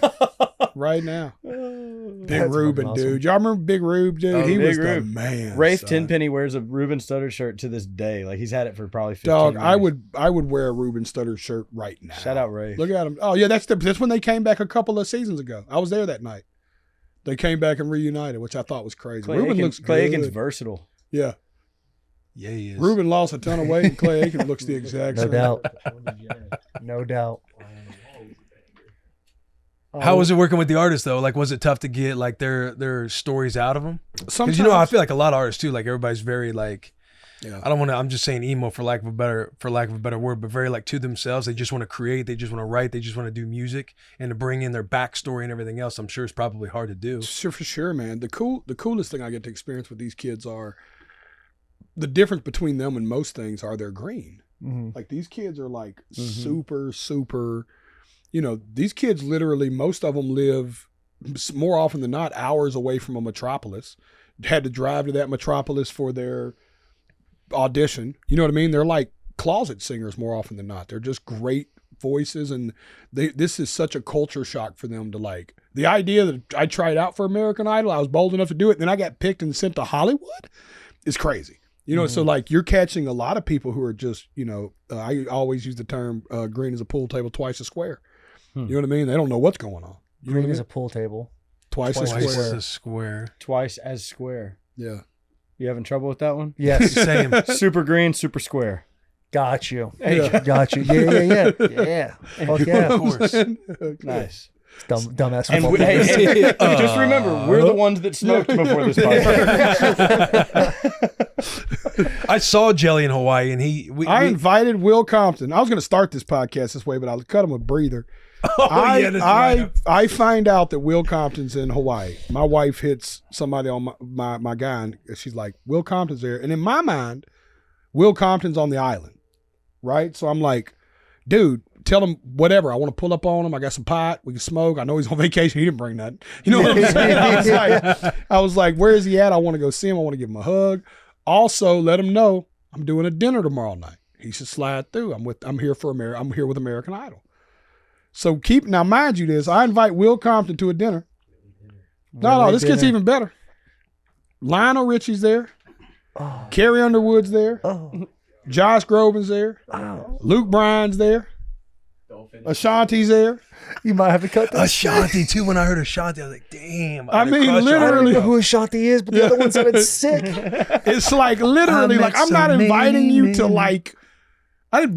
This is like the what last- if it was just me. Come modern to day dinner with Last your boy. We're Supper. on a fucking island. Oh, that's it could have been a Ashanti. dinner for two. You know what I'm And saying? you like her voice. I've met so many men, and it's like they're all the same. Remember that when he hit it with Ja Rule? You're not getting out of the rest of this story. Will. Yeah, but He can finish it. I mean, I got y'all, my side. y'all too. know what happened. I Y'all know stand Will you up. Compton. Hang on, to stand you up, I have to say yes. No, he politely declined. Oh. And I was just like, who turns down the American Idol dinner? And he blamed it on like, I don't know, parenting or something. Did you ever see- Something weak. Yes. We had just landed. So listen, it gets even right, better. all I'm sorry to cut it off, but this no, you don't get to come. We don't hear your story. So it's just fucking, you stood us up. So I wake up the next morning, and I'm the first thing I wake up and think is literally, man, fuck Will Compton. I'm like fucking, and my guy comes to get me, and we go to take off for our walk, and by the pool, play off Willie, dog. Shirt off, 10 a.m., sunburnt, Hell yeah. big white, look like he's finna play football with the big white things across his face. Just he didn't want to get tan right here, but everywhere else, shoulders on fire, chest on fire. He's been there 8 hours. He's on fire. And the baby is doing cartwheels, y'all. I see why Will's up energetic. Rue is doing backflips. It feels like That a kid's confidence, man. Yeah, It's gone crazy the last year. yeah. And I was like, dude, you're here. He's like, I told him I'm here. I was like, I didn't think at the same fucking hotel. Oh, I'm man. even madder you didn't come to dinner. It was at the hotel. No, it wasn't. Oh, no. The dinner was not at the hotel. It was a block away from there. It was walking distance from the hotel. gotta live with the steps. You had to, The rebuttal is we landed that day in the middle of the afternoon. So when we got there, we checked into the hotel, and we're walking off to see the sun, to go check out the sunset. And we see the American Idol stage being put up. We're like, oh shit, American Idol, like maybe some one-off or some side quest of American Idols out here, because I haven't kept up with all the American Idol stuff. I'm like, oh, that's sick. I wonder if like Ryan Seacrest and Carrie Underwood and them are out here. Yeah. Sure at enough, dinner. they start getting they get introduced and start walking out, and then like as we're walking over to the spot of the hotel for the sunset, I hear Jelly Roll. So I kind of like look back and see if he ends up walking out. I'm like, man, did I hear that right? Because I don't see Jelly walk out. I don't know how that went down, but I heard Jelly Roll's name, so I hit up Bunny. I'm like, hey, is Jelly Roll in Hawaii? She's like, yes. And I'm like, let him know I'm in Hawaii too. I would love to link up with him and see him at some point. And I get in touch with his personal assistant because he doesn't have a phone. Yeah. And he's like, hey, I can get you tickets into American Idol. I'm thinking we just landed jet, like we just need to check in. We're gonna hit this sunset. We're gonna reset. We're probably gonna go bed early because we had both kids. And so I was like, no, I don't need any American Idol tickets. I just need to know like when I can see Jelly, because if he's here, I've got to see him before we split up. I find out he's staying at the Four Seasons. I'm like, oh, this is perfect. He's like, we're also going to get dinner tonight if you want to go to this sushi spot at 9 p.m. I'm like, man, we're probably going to call it early tonight, but I would love to see him tomorrow if you guys have any open windows tomorrow. Here's our agenda. He's throwing me Jelly Roll's agenda. He's like, we're going to go on ATVs. I'm talking to Charlie, like, hey, I might go hit this ATV tour with Jelly Roll. But that day goes by. I just say like, oh, we're probably gonna head in early. Like I didn't know all of these people were at this dinner because again, he's like 9 p.m. I'm like, man, we're wiped. We just got jet lag gotta be we just crazy. got done with the flight, Yeah. Video games. Yeah. 2 nights ago. but we just got hit. But we just got in, dude. Right. Well, I mean, you'll know one day. You got the couple kiddos, and you're just like, all right, we just got to get set. And so the next day, I see him at the pool. I'm like, what up, Bubba? Yeah. And he turns around. He's about to go on a 3-mile run or a 2-mile run or True something. story. And I'm like, bro, when are you free? And so we ended up linking up like later that morning. He gasses me out in the room, and I'm just sitting there high as a kite, bro. Like, and then his chef just comes over and gives him this plate of food, and then we have to depart, and I'm just left alone with a bakery downstairs. I'm like, that's crazy. I can't get any food. That's great. Just like Walk that. downstairs, you just hear whispers going, all that food, talking shit to you. Yeah, I'm like, fuck, I gotta eat something. What'd you say to me? But I didn't know. I had no clue that all those people were going to a dinner, and I had no clue. Shouldn't that matter. He saw it. Smile. He saw it as me matter. standing him up. It's dinner with Jelly Roll. It's dinner with Jelly. Yeah. But he's like, your assistant. And he was a stud. It was a Nick. Yeah. Nick's He's awesome. like pitching me. Do you want tickets to American Idol? Hey, we got this dinner. And I'm just thinking like, I'm just trying to say hi to Jelly. Like I'm not trying to like rub elbows and get in the mix of everything he's doing. And so I didn't know it was taking. I didn't stand you up. I let him that's know. that's how you know you're the homie. We automatically offer you to get in the mix of everything. It's like, yo, babe, since What do you want to do? You got 'cause he's this? like- You want to host? You want to host Especially when American Nick hits Idol? me- when Nick- Seacrest is out. He's sick. Dog, when Nick hits me, especially me and Nick have like a code language where I'll be like, yo, that's the, and then Nick's just like, this is what we're doing for the next week if you want to show up to anything. Because that's kind of like, I have a thing I say where it's like, yo, whoever that is, just tell them come to work. Yeah. Tell them all access. Like whatever we're doing, tell them pull up. Codes are Because nice. everything's not always like that. You know what I mean? Yeah. You can't take people Everywhere. Yeah. You can't take everybody everywhere. Dude, it just But it's worked like, out you know, perfect. Got the kiddos down for a nap time, and I was in his room for probably 2 hours, and we were just blazing talking. No, like, we sat To there. come It to was Will's awesome. defense, though, I get it. If you fly in, you're 7 hours different. I don't even know what the time change is. Yeah, it's probably like 5, 6 5 hours p.m. here, but it's Some 11 sort of it's a- set. We want to see it. We got the nanny with us. We're like, Yeah. hey, let's get to the room. took and you you're what, like 9 4 or 5. hours to It's get like there? 9, 10, 11 in Nashville. Which Yeah. route did you take? We went from, bro, we took the first flight out at like 5:30 in the morning to go to Dallas. And then from Dallas, it was a 7-hour flight out to Hawaii. Yeah, Then we land there and we get there and rent the car and everything else. But That it is was the most 12 hours of efficient way to travel. go, though, for what it's worth. Believe it or not. I It's know, what, it's an bro. hour and a half to Dallas, 2 hours to Dallas. Yeah, it was like an hour and a half to Because Dallas. if not, and then you gotta take go the to long LA. one. Yeah, then you take the LA's long not one. like that. No, but you would LA, think, LA's more logically. like, you're going against the wind, so sometimes it can be 4.5, 5 hours, and you got another 6. So you save like an hour and a half if you go to Dallas. Get this Just on go the to LA and or the stay the Chicago night. way. Somebody Yeah, told me I the think Chicago that's the way's way to do fastest. Go to LA, You spend get to the day West in Coast. LA. Yep. If you Get really, dinner. Yeah. Well, that's our plan I'm to already get to thinking Australia. about that next time. That's our plan to get to Australia. Is we're going to go to spend a few days in Hawaii, and then kind of slowly skip our way down towards. Think about this, and on the way back, we went red eye. Oh God. Brutal. We went red eye on the way home. Our flight was like at like, How did Rue do? dude, she did solid. But we were just a shell of our, like, I'm sitting there. I brought a little sleep mask just to see if I could fall asleep, but you're just like staring at your black mask the entire flight back. You don't know how much sleep you get. Yeah. And we're That's just the operating. worst. I mean, that was like 12-hour travel back. But they did solid. Rue and Scotty. How does That's Ryman good. travel? Great. No, I mean he was never really a terrible traveler. We went to the islands. Did y'all with travel him from birth though? We took him on his first flight when he was like 4 months old down to the islands, and he did good. Now he just chills. Like he'll sit, watch his iPad, have a snack. He doesn't really complain. Yeah. We had Moana. She just rewatched Moana. He's obviously a couple fine on a times. private jet. Yeah. He chills. He chills. He runs up and down the aisle. Yeah. Stewardess gets kind of frustrated, but we're paying her, so it's all good. What a rough life. Dude, yeah. Could you imagine pre-iPads with kids? Oh my goodness. Oh, you had to Dude. get them coloring. Oh, yeah, coloring I was books. one of them. Yeah, What do you coloring mean books. imagine? Yeah, I was you're there. right. Yeah, can't What am I imagine. talking That was about? us. I was- Can you not imagine? We had the Being a action dad sketches. doing it? Oh, being a dad, Like, bro. Dog, when they came with the thing where you could move the two little things and make Yeah, them- then you shake it Oh, up and that's it just go a away. sketch.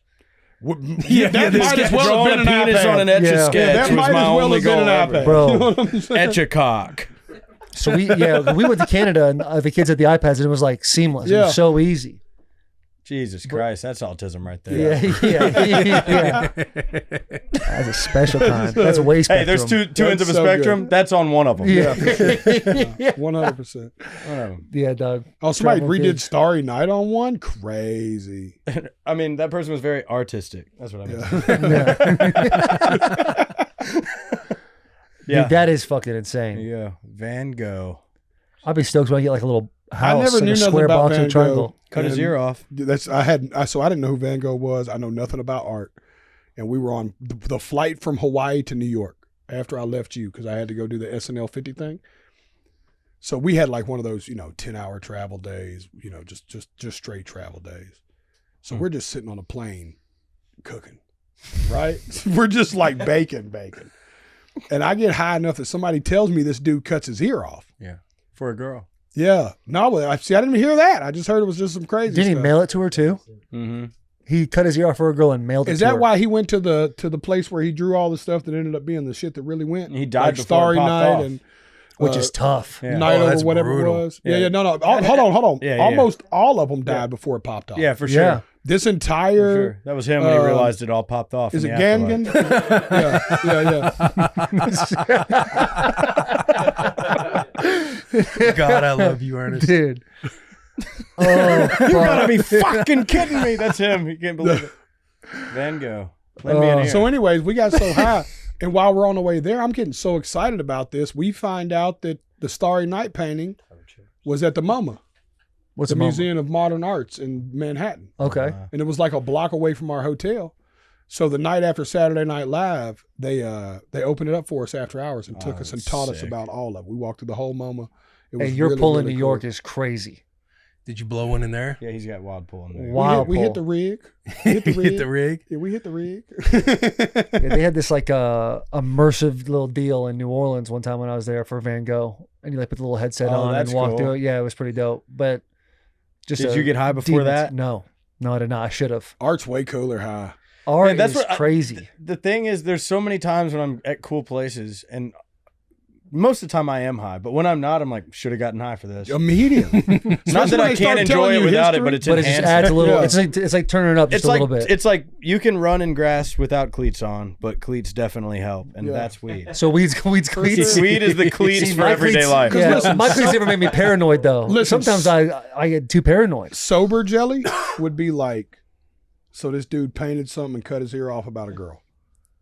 Stone Jelly is like, you're telling me this dude is the most famous painter ever and he clipped his ear off for a chick? Yeah, I was like, I fucking got to see this. yeah, You know what I'm saying? Like, as soon as I was stoned, I was like, tell me more. yeah. And he had a rival. I think his name was Gagan. It's spelled different, but Genghis it's like, Khan. no, it was like God, Gaugin or something like that. Fighting. But he was like because his paintings are there and they, yeah, that's it, Paul. But it says how you pronounce it's different. But this dude had some really dark shit too. Penguin with a He G. was another one that didn't pop. He was more popular than Van Gogh, but it didn't pop until after he died too. For real. Dude, that's got to be the worst. Mm. Is just None putting of your them lived life to see into it. it. None of them lived to see it. Yeah. God. I think Oftentimes, Da Vinci and Michelangelo are the only two that like lived to be like the heroes that we know them to be. The other ones were just like considered fucking wild lunatics, and it just popped. yea, we may not live to see the shadow of the tree with seeds in which we plant today. Chat GPT. That's just chat ERN, brother. That came from the heart. Yeah, we seen some Picassos too. Yeah, that shit's wild, man. Dude, have you ever been to Sonic Hey, Ranch? Picasso, his whole shit was outlawed, by the way. What's Sonic Ranch? Sonic Ranch it's in El Paso, Texas. Yeah, that's where I've been once, but ain't that where No, Co cut that's where El Co- Paso? So I went out there with Co, and me and Cheese did for like 3 days. That place is an insane haunted vibe On the old record or the one he's working on now? on the old record. Okay. And all the place is rooms are dope. insane. But the guy that owns the property grew up on that property. His parents were murdered on that property, probably by cartel. That's right on the border. There's all kinds of shit going on there. But like, I think the cats are literally human spirits reincarnated there. They're all such a vibe. But there's Picassos all over his property. He's an insane art collector. He's got Stevie Ray Vaughan's guitar.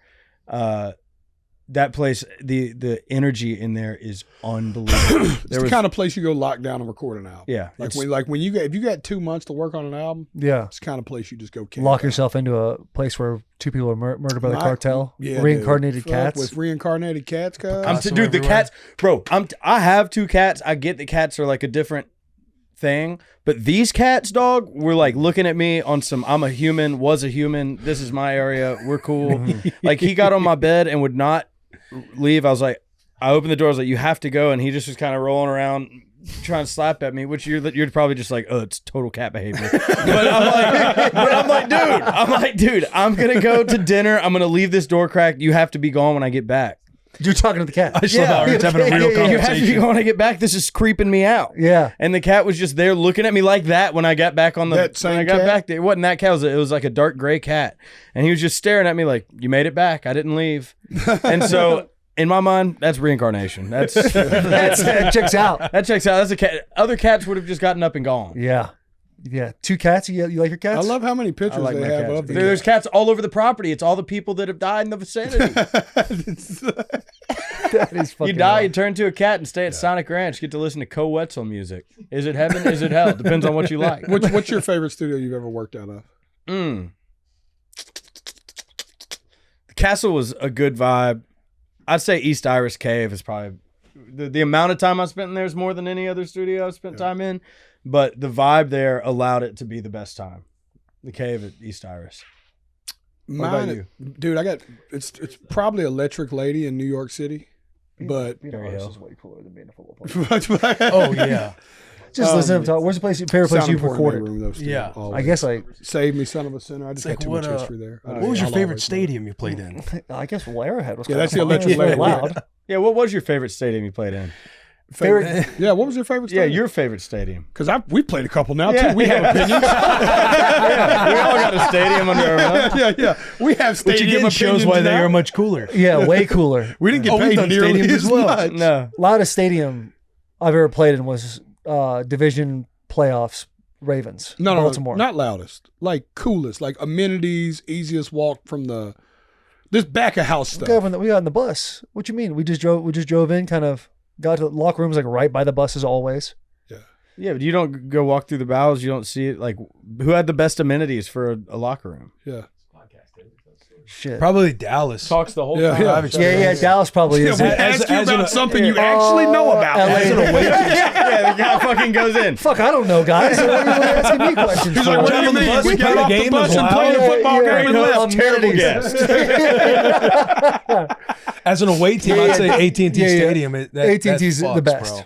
Dial. AT&T Ram Stadium is great too. I never played in the new Raiders SoFi. Stadium. It's for Allegiance. Stupid. SoFi is awesome. The Raiders Stadium is sick, bro. Like you'll be at halftime and you'll come out. And it's like coming out to a club. Like Lil Jon was performing at halftime. He's got the lights are off. Lights are going everywhere. It is like you're at a club. No, it's Which one's I this? don't know Allegiance. from Oh, a this is fan Allegiance? perspective, this is Allegiant. Wow. Yeah. The That Death place Star. is The insane, it's so bro. fire, dude. That place is sick. It's so sexy. It's Seattle, where it sits right the outside 12th strip. man Oh, with yeah. the Seahawks. That was great. That was Yeah. cool. I don't know how the football team's going to be, but I think the Titans Stadium is going to be the Stadium's gonna be coolest awesome. one. It's going to It be. is. It's going No, to As no, far as no, amenities go. amenities go. Yeah. What they But offer. I think they're going to have like a I've already whole. They're looked going to at have like some a suites. club. Yeah, the they're going to have wall- like a club the park- at the Yeah, top no, of the they are. stadium. I was already looking where at you can some watch suites. it. Yeah, I was And already it's actually looking just a at suites. bar. Yeah, it's The whole fine. time, like, love live music while the game's playing. You're in the stadium. Oh, that's sick. Yeah, it'll be. Most hostile is probably Philly. I can agree, dude. I was at the Philly Washington game, and dog, going from the game to the train, and then the train was like, that's like that's like a sentence. You got sentenced to go walk with the Philadelphia Eagles crowd after a win They to are the train. crazy. Bro, people. and I've told Somebody this. fired a gotta let gun me in the play that crowd place while I'm first. just weaving through it. Yeah, I saw it on Twitter. You saw I was in that crowd just weaving, trying to get out of the traffic. Gunshots. I'm like, Philadelphia. I'm out of here. Dude, it's nuts, man. Like I've told this story before, but my wife was wearing Washington gear and beer cans are getting thrown at her, calling her a cunt. Like they hate Oh, dude, you. I saw them. It's awesome to play in. They because ripped hate the you hat. so They much. ripped a hat off of this dude walking with his kid. I'm like, they ripped the hat off, threw just it on the ground. bullying Yeah. people. Yeah, dude. I thought at that that- the plane look at that crash was stadium. just a Phillies fan.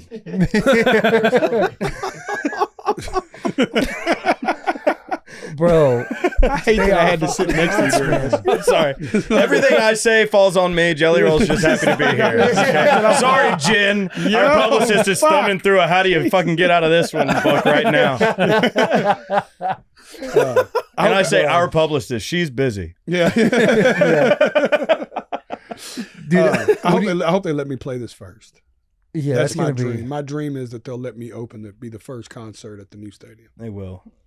They They have don't to. name it after you. Yeah. It is like it would mean so much. The Jelly I wanted to Dome. be the last show at the original stadium, Yeah. but now that I've got to do CMA and close it, I feel like maybe that itch got scratched a little bit. It's gonna be sick. Does that But mean they like- said no as the last show in the stadium? No. I didn't even try. I should start asking really because I can't do both. Yeah. So it's like you got to pick one there, and that's a tough struggle. It's Also, tough. All I the had a highlights are moment- of Derrick Henry. It sucks so bad. That sucks. It's so rough. But that stadium is going to be insane. It is Insane. It's going to be beautiful, man. It's going to be so good for the city. I just hope we can figure out a program. When do you think we'll have a Super By Bowl?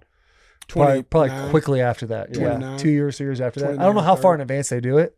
And that's my other But- dream. I'm going to prophesy it now. Bowl Is that they're halftime going to show. they're going to let Morgan do it, or they're going to let Garth do it, and either one of them are going to fucking, God willing, let the local boy come out and do his verses. Just my first verse to save me, just so I can say I did the Super Bowl. Oh, yeah. Kind of Yeah, like yeah. Dr. Dre did when the homies came out. Yeah, and did a you're verse. doing the That's Super what Bowl. I Let it be Throw me known one of here. those. Jelly Roll will play at the Super Bowl let me halftime know, show. because I mean, hopefully, what New you know what Orleans my and- dream would be, was that when it comes to Nashville, they do a country music Super Bowl. And it's not even about an artist. Like it cuts to Garth on one stage and he's doing Friends, and then it goes to Reba, and then Laney, and then me, and then Morgan. And it's like Yes. the 18 Do minutes. the whole is- landscape. You know what I mean? Like Yeah, I'm doing a shoey with my shirt off. Yeah. that I would do be miss the name, dream. the Coliseum. I wish they would bring back the Adelphia Coliseum? Adelphia Oh, my Coliseum was the God, hardest yes. name. So was Gaylord. So so that's the old Nissan behind it, right? The Yeah, Gaylord it's like literally right Entertainment next to Center. it. So it's The literally gang- on the bank. So, So you're the gonna be able to see parking it from my lot bar, to the too. highway, Yeah. that's where the Adelphia, new I'm stadium trying- is. trying to Wow. They're dialing it in. Hopefully it's I think it'll be unreal. And it's definitely tailored around like Nashville culture, not just football.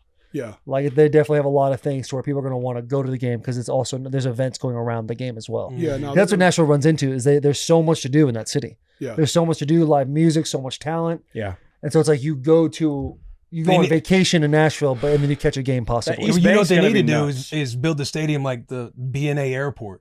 You get off the airport and you know that you are in Nashville because Yes. they got all the local hitters. They'll have it at like the that airport. there, I'm Yeah. sure. I'm sure you guys haven't been in the commercial terminal in a while. It's really nice. They I got, spent like, too Losers, much. I spent they too got- much time in the commercial Yeah, terminal. okay. Yeah, I was Southwest and I was seaboarding last week. I know. Woe is me, but seaboarding and it's always the same shit. It's like Seaboarding. I'm gonna go back here. I got a flight too Fuck, late, Ern. so I was like, okay, I'm just gonna make beeline to the back of the plane and wait to get off. It's fine. I'll find a window seat in the back. I can deal with it. I find there was a girl sitting in the aisle, empty in the middle. Perfect. I'm like one of the last ones boarding. I sit in the window seat. Window's really hot because the sun's beating down on it. And I'm like, okay, this is fine. And then Are your eyes closed because you're reliving it right I'm now? reliving Okay, it. sorry. Yeah, Keep them yeah, closed. yeah. Don't let us He's in his distract you. creative bag. and I need to get out of that moment. Okay. But this dude's coming. He's not a super big dude. He's just a bigger dude, and he's wearing a big coat. And he could have picked 27 other middle seats and chose this one, dog. And I was like flustered when he says that. And it's like, we got this much space. We're doing great. Yeah. You're somehow taking up less space than this dude. He was like sitting like this and didn't take his coat off for a 4.5 hour flight. And the sun was on my shoulder for a 4.5 hour flight. And it's like, he's obviously got both armrests, and I'm like pressed against it. So my elbow's gone numb at this point. Sitting right here. I'm using my phone like this. And it's just, yeah. It's a war, dude. Yeah, Southwest. You got Alpha See Dog, ya. man. Yeah, you got to fight for that elbow room early. Set And the tone. I just was a little too high to be confrontational. Fair, You know. fair You enough. got to slide that elbow in right behind his. Yeah, Yeah, and and just slowly forward, press yeah. it Or out. lift the arm thing Yes. up and Oh, let him. excuse me for a Oh, my second. bad.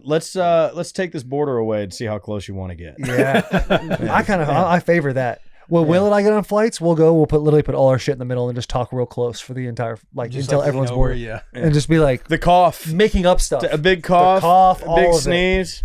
Yeah. Yeah. Bums me out. They're getting rid of you have to buy aisle seats or the exit row.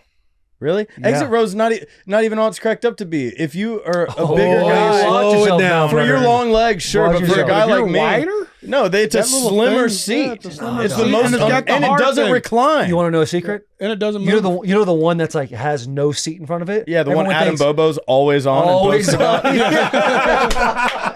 Oh, you mean Bobo's seat? Yes. Yeah, I know the fucking seat. Dude, Going anywhere. Shout out. Shout out. That's not even the best Shout one, out dude. Bobo, dude. That's not the best one. It's on the other side, one row in front of it. There's just as much leg room. You can put your feet out totally. I can put my feet out, and you can do The recline. you can recline and do the little armchair. Dude, just up. next time you go through there, look, they kind of it's like taped out in the aisles. So it's like like in it's the the- in the row lane. adjacent, and one in front and to the right of Yes, the yes. Bobo. It's all in the seat. exit row. Yeah. Yeah. The Bobo seat is actually maybe the third best seat on there.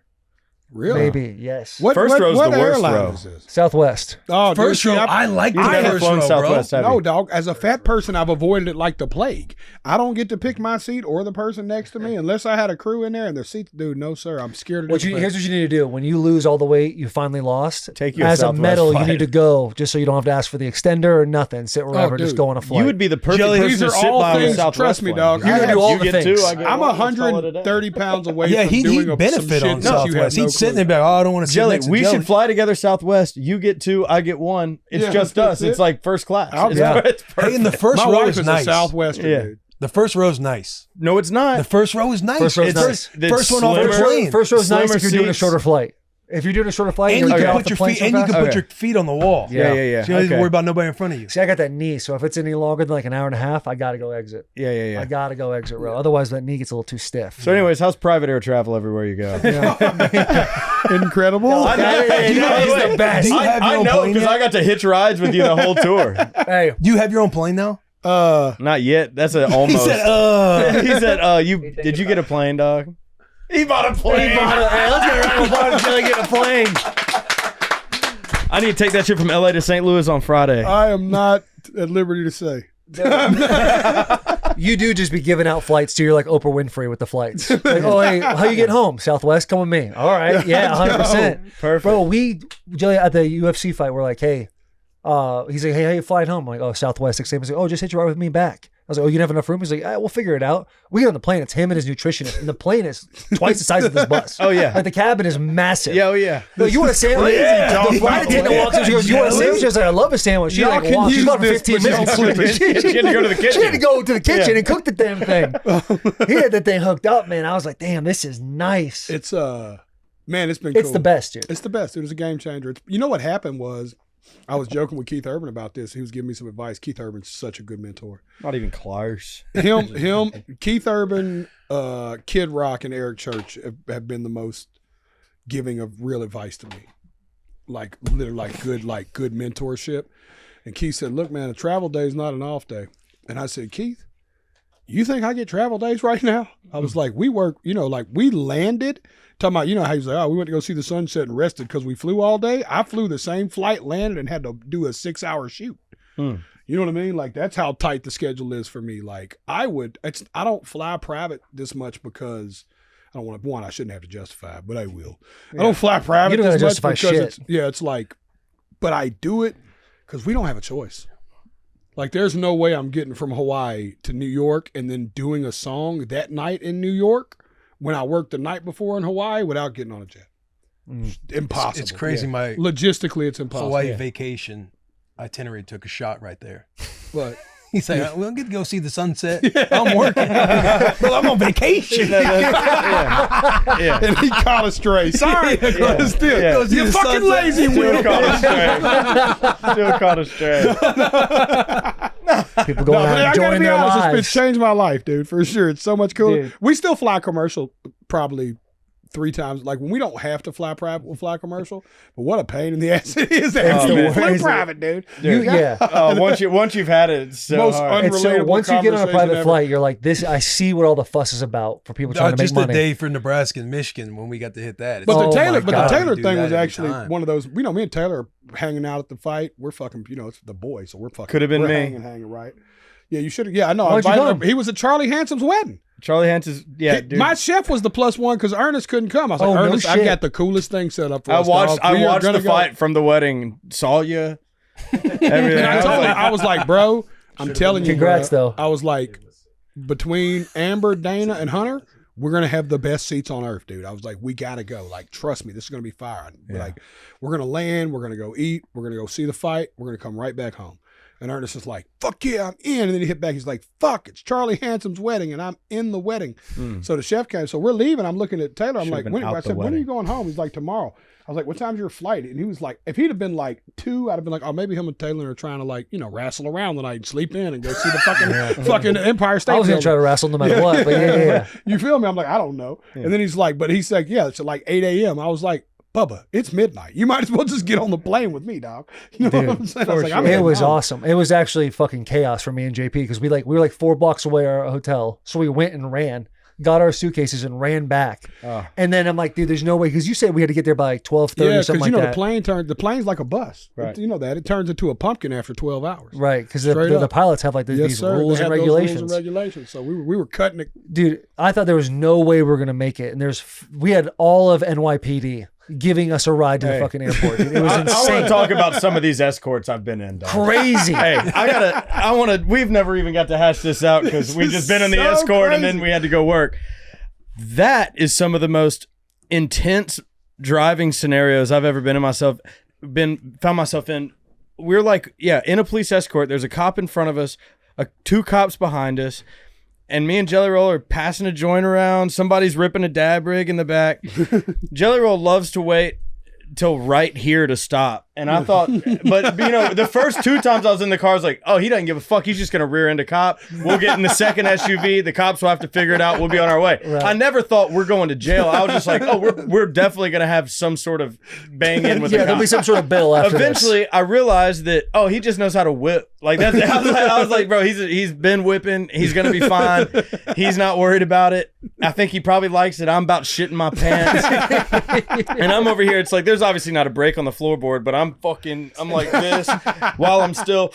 And dude, we never had any wreck. There was a close one, but it was a dumbass that tried to just pull into the escort. It's like, but yeah, no wrecks. Got there smoothly. The cops all knew what it was because he's so good to each department. You take care of them, gives them challenge coins, probably makes a little donation, takes care of them, and it's great. And we should have been doing this 20 years ago. I thought the same thing. I've been thinking that all the time. I'm like, God, I wish I would have known if I was nice to the police. They're nice to me. Yeah. Who would have thought when I quit doing crime and I was nice to the police coming straight from the underground. That's how I feel. It's fucking awful. Oh no, it is fucking nuts. That drive is crazy because you were a passenger that time, right? Yeah. Because that's the only city I won't drive in is New York, man. I trust that guy. Are you gonna go to more UFC fights, dude? So Dana, I went to the Apex. Yeah. That first time when we hung out at the Apex, and I'd been to seeing the Weidman Anderson fight before, but I sat like in the nosebleeds, and it was still crazy.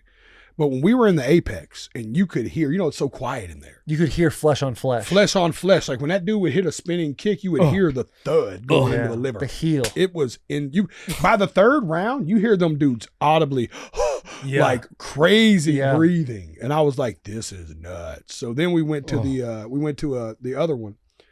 And that's whenever I caught the bug. I was like, I got to go to like one of them big ones. You know what I mean? And then when we went out to that fight, dog, I've been wanting to go so bad.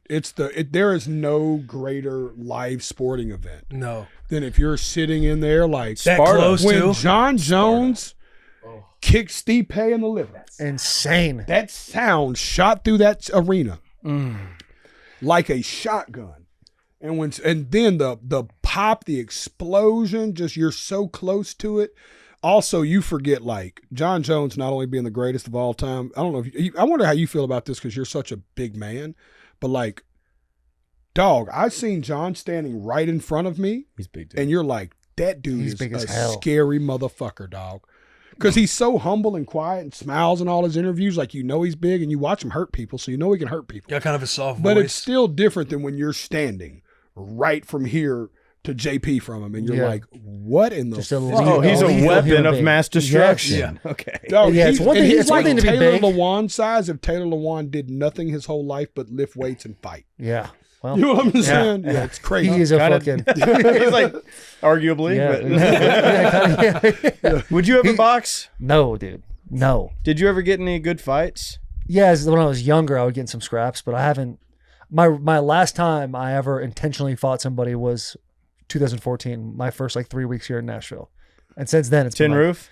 Losers. nice. It was losers. Nice, dude. It'll happen. It'll But happen. yeah, I used to be a little menace. I used to look for a way, look for a reason in any situation. Get out of here, That's kid. such a hard video. But dude. now, That is. yeah. Oh, so bro. disrespectful. But dudes like John Jones, who like they're all so nice and around, but you just know what they could do. It's like that's got to be the best feeling in the world to be like, no one can really fuck with me if they tried, and it would take 4 or 5 guys. We sat by each other at Power Slap. That was a A vibe. I heard Dude, Power slap is crazy. Seeing those man. cats Hey, go dog, into full seizures, They can't getting defend slapped. themselves. No, It's you just stand there, or you're holding a padded stick behind you, and you're just And gritting they're like, your nope, he flinched, get back up there. And they're just standing there, and it's like, Yeah. Jesus Christ. teeth. I know. That's me and my band in the green room on a See, look Thursday at night. this, Dude, it is a zoo in there Look too. at the wind. Like there's but so many that different wind personalities. under his beard is from him turning. No, that's the Wolverine. That's That That's is the- Wolverine. he's from Missouri. He's from Missouri. Yo, we listen, interviewed this that guy. guy's Power Slap literally 1. smoking out of his We head. interviewed a bunch of guys, and the winner gets like $10,000. This was just starting. Yeah. And we're like, hey, what are you gonna do with the $10,000? Like, oh man, I think my wife wants a new pair of tits, so I'll do that. And we're like, I okay, love yeah, good dumplings. investment. Perfect. Great. Good investment. Good investment. Look Honestly, at Paige it is. eating it. Yeah, yeah. It Good is. for you, man. It is actually a good Last a long investment. time, 20 years. Those things are good. That's it. You can spend $2,000 at a strip Yeah. club tonight, or spend $10,000 and look at a good pair of tits the rest of your life. Yeah. This There it might not is. last forever, but this will at home. Let's fix the home life. No doubt. What'd you say about your home life? The UFC though, dude, the way they put us at, like every time we go, I'm just like in awe about how close we are, Dog, I how cannot they allow believe us to like do what we do there. what Hunter and Dana do for you and me. It's crazy. unbelievable. Like it is just. Dana is like, you know what's? It reminds me of Rogan. Like they have that similar spirit of like when you get in that ether and you become a part of that family, it's over. Your family. You're in it. It's Yeah. crazy. Like how fast everybody is just like, no, this is our guy. Like, and listen, that dude to the right of Dana Dog, does yes. not get enough fucking No, credit. he does not. He's a Hunter savage.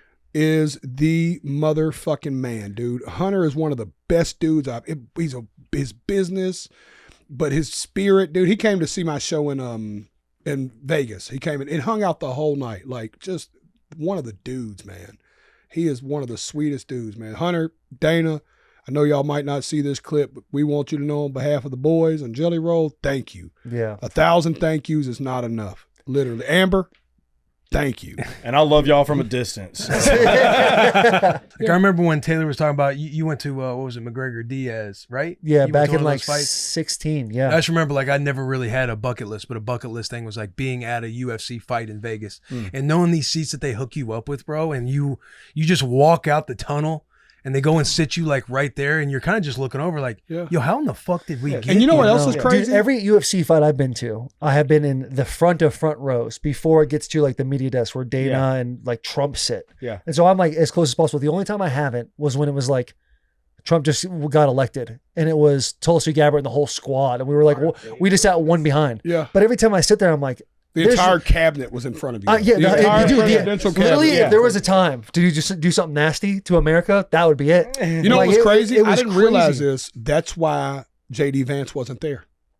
Yeah. Makes sense. Because I looked all night and I was so confused. I was like, why is J.D. Vance not here? It'd be Yeah. a great time to show unity. It's like you can't have the president and the newly elected vice president in the same room, especially when there's been an assassination attempt on the president-elect. Right. You know what I mean? But, Like, we- so like Straight they up. could Wow, they yeah. could not because I was confused because JD's like seems like the kind of dude that would go and hang out too. You know what I mean? It's, Go he to the doesn't ne- seem go to like the he'd be next like, Yeah. no, I'm not. They got to going switch off. Yeah, One on one. yeah. You were That's so excited for a crazy. fight, and Trump's like, sorry, JD was bro. at slap boxing. down Yeah, the road. yeah, he is. That's powers like.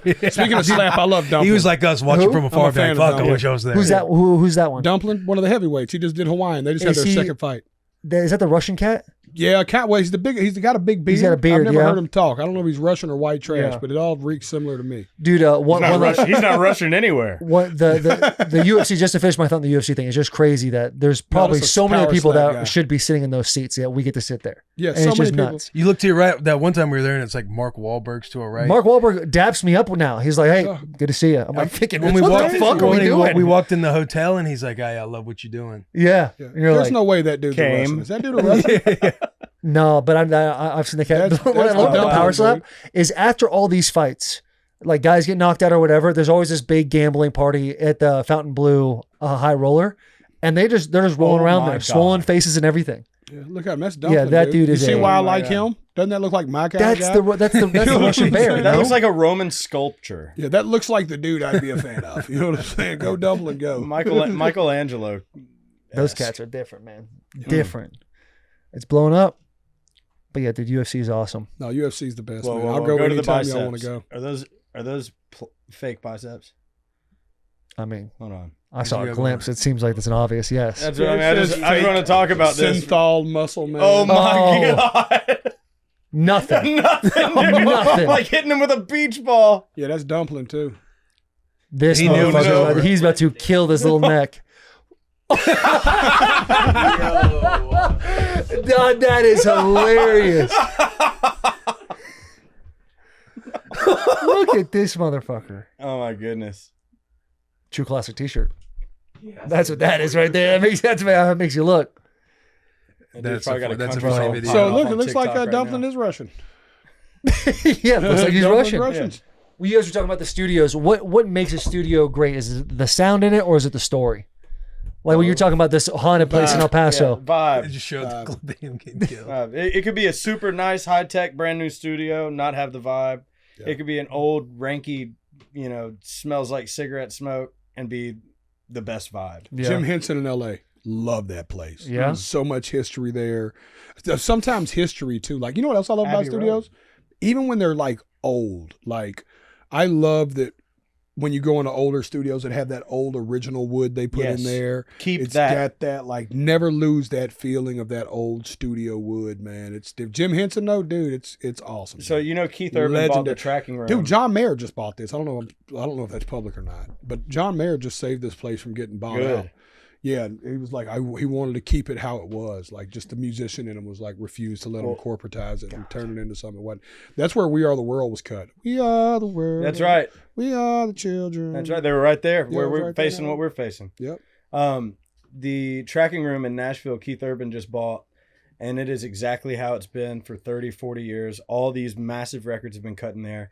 And I'm standing in there with Keith, and he's showing me a video of him he's showing me on his phone a video of him recording some of his biggest records, standing in the place where he is in this video, and everything's exactly the same. Dude, it was like Inception. I'm watching Keith Urban watch a video of him sit right here in the same chair, and like the green walls behind. And dude, I'm like, oh, this is a head trip. Right. Yeah. Those moments, and like being in Abbey Road, going to walk through the bow, and like hearing they have like a reverb chamber. It's just like an old bomb shelter, basically, that they've mic'd up. It's like those where history is soaked in, taking it back to the circle, the wood in the Ryman Auditorium lived through so much history and so many moments and so much energy, keeping that spirit, literally keeping that spirit alive through studios. I think that's important. Like, it's sad when they tear down Studio A and Music Row and put a restaurant in it or something. It's like, we need to preserve these, because what we're doing, the concrete base that started what we're doing is recorded in these rooms. And I am the type of guy that would love to go in there and soak that up. Yeah, those are the reverb chambers. In They got Abbey Road. hold on. They got one in Pull up Sound Emporium's A room. It's my favorite room in Nashville. Yeah, they got a good room too. It's got a reverb chamber that you got to crawl in. Yeah. Like in the very, very back of it. So does that room look familiar to anybody here? Yeah, it did. Y'all ready for this? If that camera was turned the other way, and you see where that microphone is right there in this one right there, imagine there was a camera in front of it. That's where I shot Save Me. Yep. Yes, it is. That's where I recorded Save where Me. we That's wrote the Son of a studio. Sinner. That's where we wrote Son of a Sinner. No That's where I shit. wrote Save Me. Yeah. So of all the places you guys have been, what's number one? If you had to pick one that was like, this is to work out of or been in. Got to go to videos. to work out of. Oh, there it is. Yeah, see? Yeah. Same room. That room is my favorite room, man. So that's the one where you got to crawl into the reverb chamber if you want to get the big echoey stuff. Like it's like probably the size of that door right there, but it's up, so you got to kind of step up on something and crawl through it. I want to go That's work dope. at Fame Yeah. in Muscle Shoals, where a bunch of all the. I have a You pull dream that to up? record an album at Muscle Shoals, but to just like do it old school and pull up the bus and camp out for like 2 months. It's my dream. Yeah, we should go together. You wanna- Wait a minute, should that be our album? Yes, Muscle Shoals, Yeah, and we film it all. it's Ace. It's yeah, there. Not it is. like everything you had do it is right. filmed. But I feel like we're in a think tank with him right now. Yeah, I kind of love it. Yeah. It's just such a different world than we have Yeah, no We should idea. go to Muscle Shoals and do that though. I'd love to. Or Abbey Road. Yeah. What's it like when you feel like you've made something and it's going to be a banger and it's just not, or it doesn't even make the album? It's kind of maybe a little shot to the ego that everybody's not buying in the same way. Depends on do. how you feel about it, though. It depends. Like, it's not always for. It depends on what your expectation was of it. Like, Well, have you ever had I any know- that's highly expectation with just you yourself? no, Like no, your no. ego? We early in your career, and then you sometimes realize that the Man, stuff you love is not the stuff that is loved. Yeah. So, like, very seldom has my favorite song on the album been everybody's favorite song on the album. Mm-hmm. So once you go through that a couple of times, you're like, oh, and then it makes it really cool because you know what that does?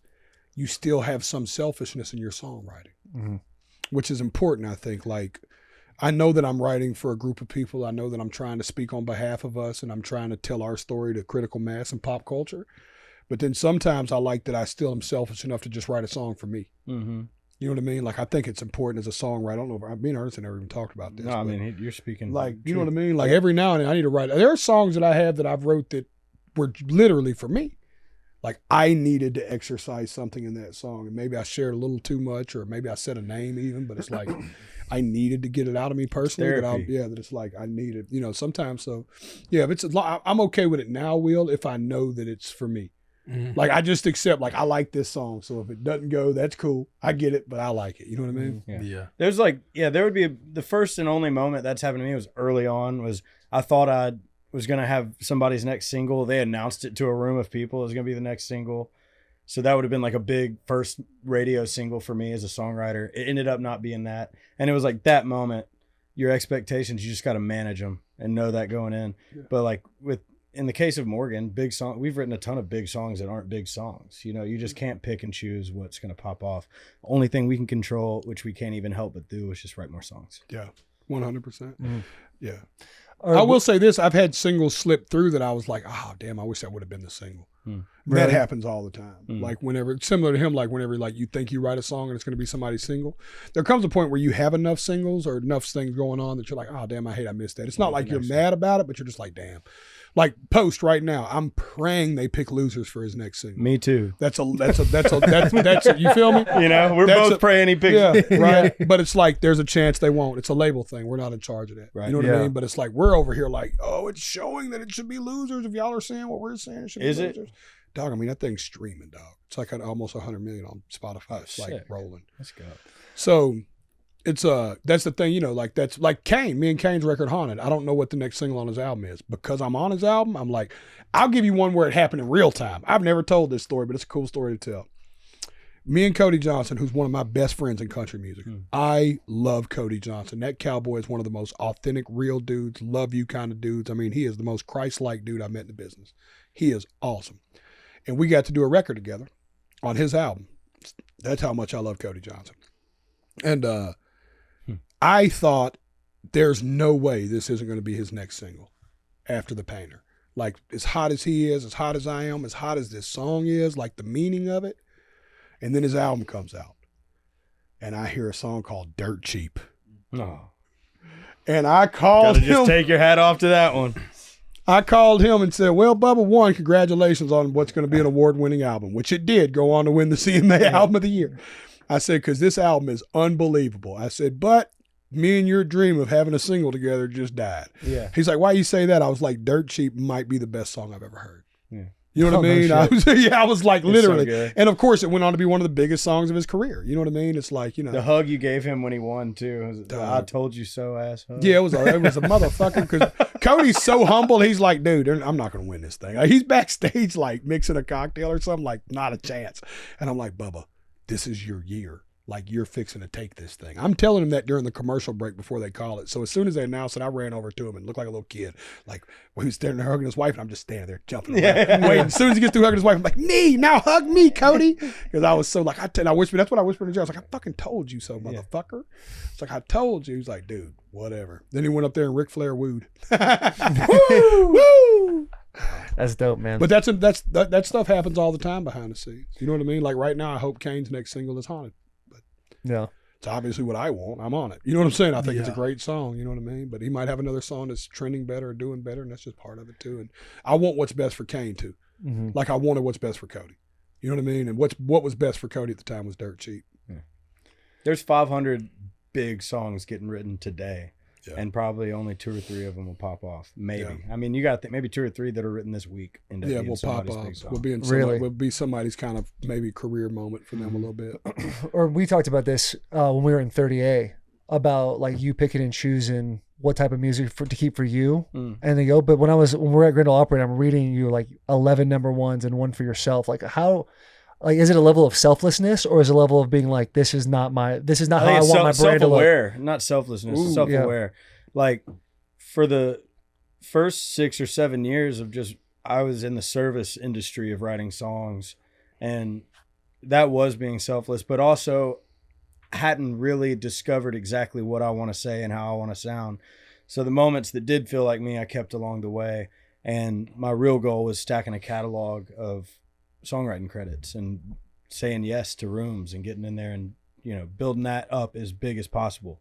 Now, because of that success in songwriting, I have a little more freedom to focus on myself more, which is why I was locked in the studio last week. I just rented it out to write, focus on me, the same way that we rent out a studio to go in for months at a time for post. It's like, hey, instead of that, I'm going in for a week by myself for me by me. And it's like, now having that freedom, I'm able to lock in on a sound. And I think this would be the first time I make an album with so much intention of time versus a collection of songs throughout a 12-month period that I'm like, okay, I have 17 or 18 or 30 songs, whatever it is. Yeah.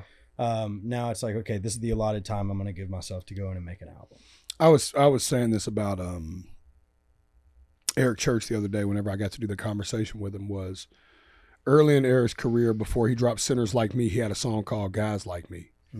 And he just got a big cut on a Brandy record, I think, like his first number 1 on radio or something with a Brandy record. And he was at that pivotal point of his career where, he had to figure out what Eric Church was singing as opposed to what he was going to give to other people. And the cool thing was, when I asked him that, I thought he was going to be like, oh, but what, I knew what was for me and I knew what was for them. He was like, no, I kind of got put into the artist thing because people wouldn't cut songs that sounded so uniquely me that, you know what I mean, that they just couldn't cut them anyway. So they sounded so uniquely him.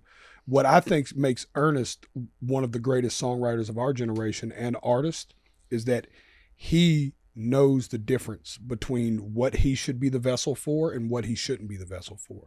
Yeah. You know what I mean? Like, and is willing as an artist to pass up hits because he don't feel like he's the right vessel for them. That's what makes Ernest special to me, is to be sitting on a grenade, knowing it's a grenade, but knowing it's not the grenade you're supposed to throw. That is such a hard decision to make in life. You know what I mean? But that also comes with knowing who you are as an artist. You know what I mean? That's why you can't pitch Jelly Roll a song. One, it's not because I'm that egotistical as a songwriter, which I am a little bit because I write songs, but it's that I know who I am as an artist. Yeah. You can't manufacture that in a room without me.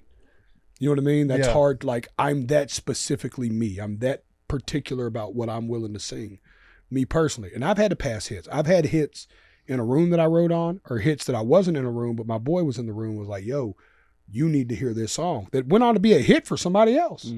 That I had to be like, man, I love it, Bubba, but I'm not the vessel for that song. You know what I mean? Like, it's crazy. You know what I mean? And then other songs come along that you're like, you talk your way into getting on because you know you're supposed to be a part of the vessel. That's the juxtaposition, right? Like when I hear Heartfelt Hallelujah, I'm like, yo, I need to be on this song. You know what I mean? Like, this song has got so much me in it. I relate to it in such a compassionate and deep way that I want to be a part of the record. So, and Losers. Yeah, Losers. Another one for sure, where I didn't write Losers at all. But Ernest is when like, we were in that room, it was like the only person that could hop on this with post is for sure. You know what I mean? So it's not an ego thing. It's just a know who you are as an artist thing. And I think that's what makes Ernest special. Then what makes Ernest special outside of that is being in a room, writing on a Post Malone album and going, hey man, we can't cut this without Jelly Roll. I can't not hear Jelly Roll on this song. I've been hearing it. I heard his voice in my head. This is a Jelly Roll kind of song. Like, that's awesome. You know what I mean? That's also the test of his ear and the test of my artistry of like when you can stand as an artist for so long as what you do specifically, that sometimes people can't get around working on that with you. That's I don't know if anybody will like this part of the podcast because this is real how the sausage is made. Yeah, that shit's dope. You know what I Because mean? especially, I mean, just listening from my vantage point, I enjoy listening to music, but to hear things like that you're saying about being the vessel, not being the vessel, when you think, well, why won't you just cut all the ones that you know are going to be hits? But then it seems like you lose the identity of who you really are. And you're talking about locking yourself in a room being like, I found my sound. And I'm thinking to myself, what the fuck, what does that even mean? Yeah. You know, because I'm so like green, whatever the pool term is. Yeah. Like I don't even fucking, it's hard for me to even compute because it's not the world I've lived in at all. You got a keychain full of keys. You're standing at a door, and finally one works. Yeah. So how do you, okay. So If not, let me what are just the say it this keys? way. Is it like you on a guitar? Is it you on a piano? Is it you just humming in your head? No, the keys would be different directions to go with music. Like obviously I've played you every type of music I've ever made. Mm-hmm. The one that I present the most to the world and the one that I want to stand on and be 40 and 50 years old if I have to go sing at the Opry is country music. Yeah. But you're talking about the album you're writing. But so the sound being I've found that sound in the last two albums. Like Got you. Ernest Got loves you. old traditional Yeah, I country love No, songs. yeah, it's awesome. So that would be, and Flower Shops was that moment for me where I was like, okay, I love this. This is a key on my keychain. If this is what's going to open the door, I got that. Save Me is what was mine. But the flip side of that is a lot of artists don't know who they are. I guess that's why I'm talking about this, is that there's so many artists that have 5 hits or 3 hits, and you look and they all sound completely different. They have no, it's just, he's just searching for a hit because he don't know who he is. You know what I mean? Yeah. That's kind of like, you know, like if you don't actually, that's what I'm preaching to the kids on American Idol. At some point in this process, I want you to find out that this is who you are as an artist. That's why I want you to tell your story, because I think it's going to come from who you are as a human more often than not. You know what I mean? But, and there's the other kind. There are the ones that lab shop that who they are as a human and who they are as an artist are 2 different people, and it's theater. That's cool too. You know what I mean? If you figure that out. But a lot of artists don't know who they are, so they'll have a couple of hits. I'll name them off camera, and you'll be like, oh, that makes sense. I did hear that song, but I wonder why I never heard from that dude again. Yeah. You know what I mean? It's like because he had no true identity. Where guys like Luke Morgan, like we know what a Luke song sounds like. When you hear a Luke Combs song, you know it's a Luke Combs song before Luke Combs starts singing. Mm-hmm. When you hear a Morgan song, you know it's a Morgan song before Morgan starts singing. You know what I mean? Like this is just what we know. I feel that. I do love the time capsule-esque country music you be ripping, Ernest. That stuff is top notch. It's like you're going back in time. That emo stuff. I love that he did it. The when it emo wasn't- stuff rips too. Like, I don't get me know, wrong. man. It's getting popular now, but I love that he did it before it was popular. This is true. I love that Ernest was just like, yo, man, I'm going to, like, he was in the middle of writing the biggest album in the world and was like, but on the side of this, I'm going to make some real honky tonk Robert's Western World music. You know what I'm saying? It's like, and I'm going to put that out as me for fucking fun, which is why I think Hardy's great. Yeah. Hardy could write a hit for anybody in this town, including himself. Hardy wants to make Hardy music. Yep. If it's a hit, cool. If it's not a hit, cool. Hardy wants to make Hardy music. And he's going to end up doing That's 2 nights fire. at Madison Square Garden with it. Yeah, Yeah. fucking for sure. It sounds like you have to be afforded that availability though, to Yeah. be able to make hits for yourself, or if you have to make hits, if you have the talent, make music for yourself. It's a hit. Somebody else, or just make music for yourself. Like that's the ultimate. I've won the battle. It's Yeah. like I can write for me and whatever I want. If it's a For hit, sure. great. If not, whatever. Yeah. You got to sit out and wait your turn and work extremely hard during the time. Patience. Patience. I loved it on the screen. Jelly's food is here. Yo, I love y'all. I told you I had a heart out 1 minute You ago. did. Yeah. There we go. All right. Let's wrap it up, Hey, boys. the double boys are digit- back. The double digit That sounds testosterone. super crazy, but I really Double do. digit testosterone. Oh, you're going back to it. I'm Is just that how we're thinking. gonna I'm end this thinking thing? that food's here. I'm just thinking of his health journey. Yeah. I'm sure Bunny's been Just enjoying get on the without higher testosterone. Bunny's are testosterone loving the levels. higher testosterone. We were talking about it on the way here. Bunny has probably benefited the most from my life change. So, for sure. You'd be surprised. Celebration for Listen, sex. For the first time in a long time, this thing doesn't smell sour. Holy shit. And we'll not be wife- right back. This my is wife- Bussin' With The Boys. My We'll be wife's right been putting back. goggles and a snorkeler on to go down there. Yeah. It's fucking, I changed for her. Dude, boys, I know you got to go. Thank you for being a part of Love the you, first brother. Thanks for episode letting us be of the here. new regime, FanDuel man. Sports. Shout out FanDuel Sports. FanDuel. Shout out FanDuel. FanDuel.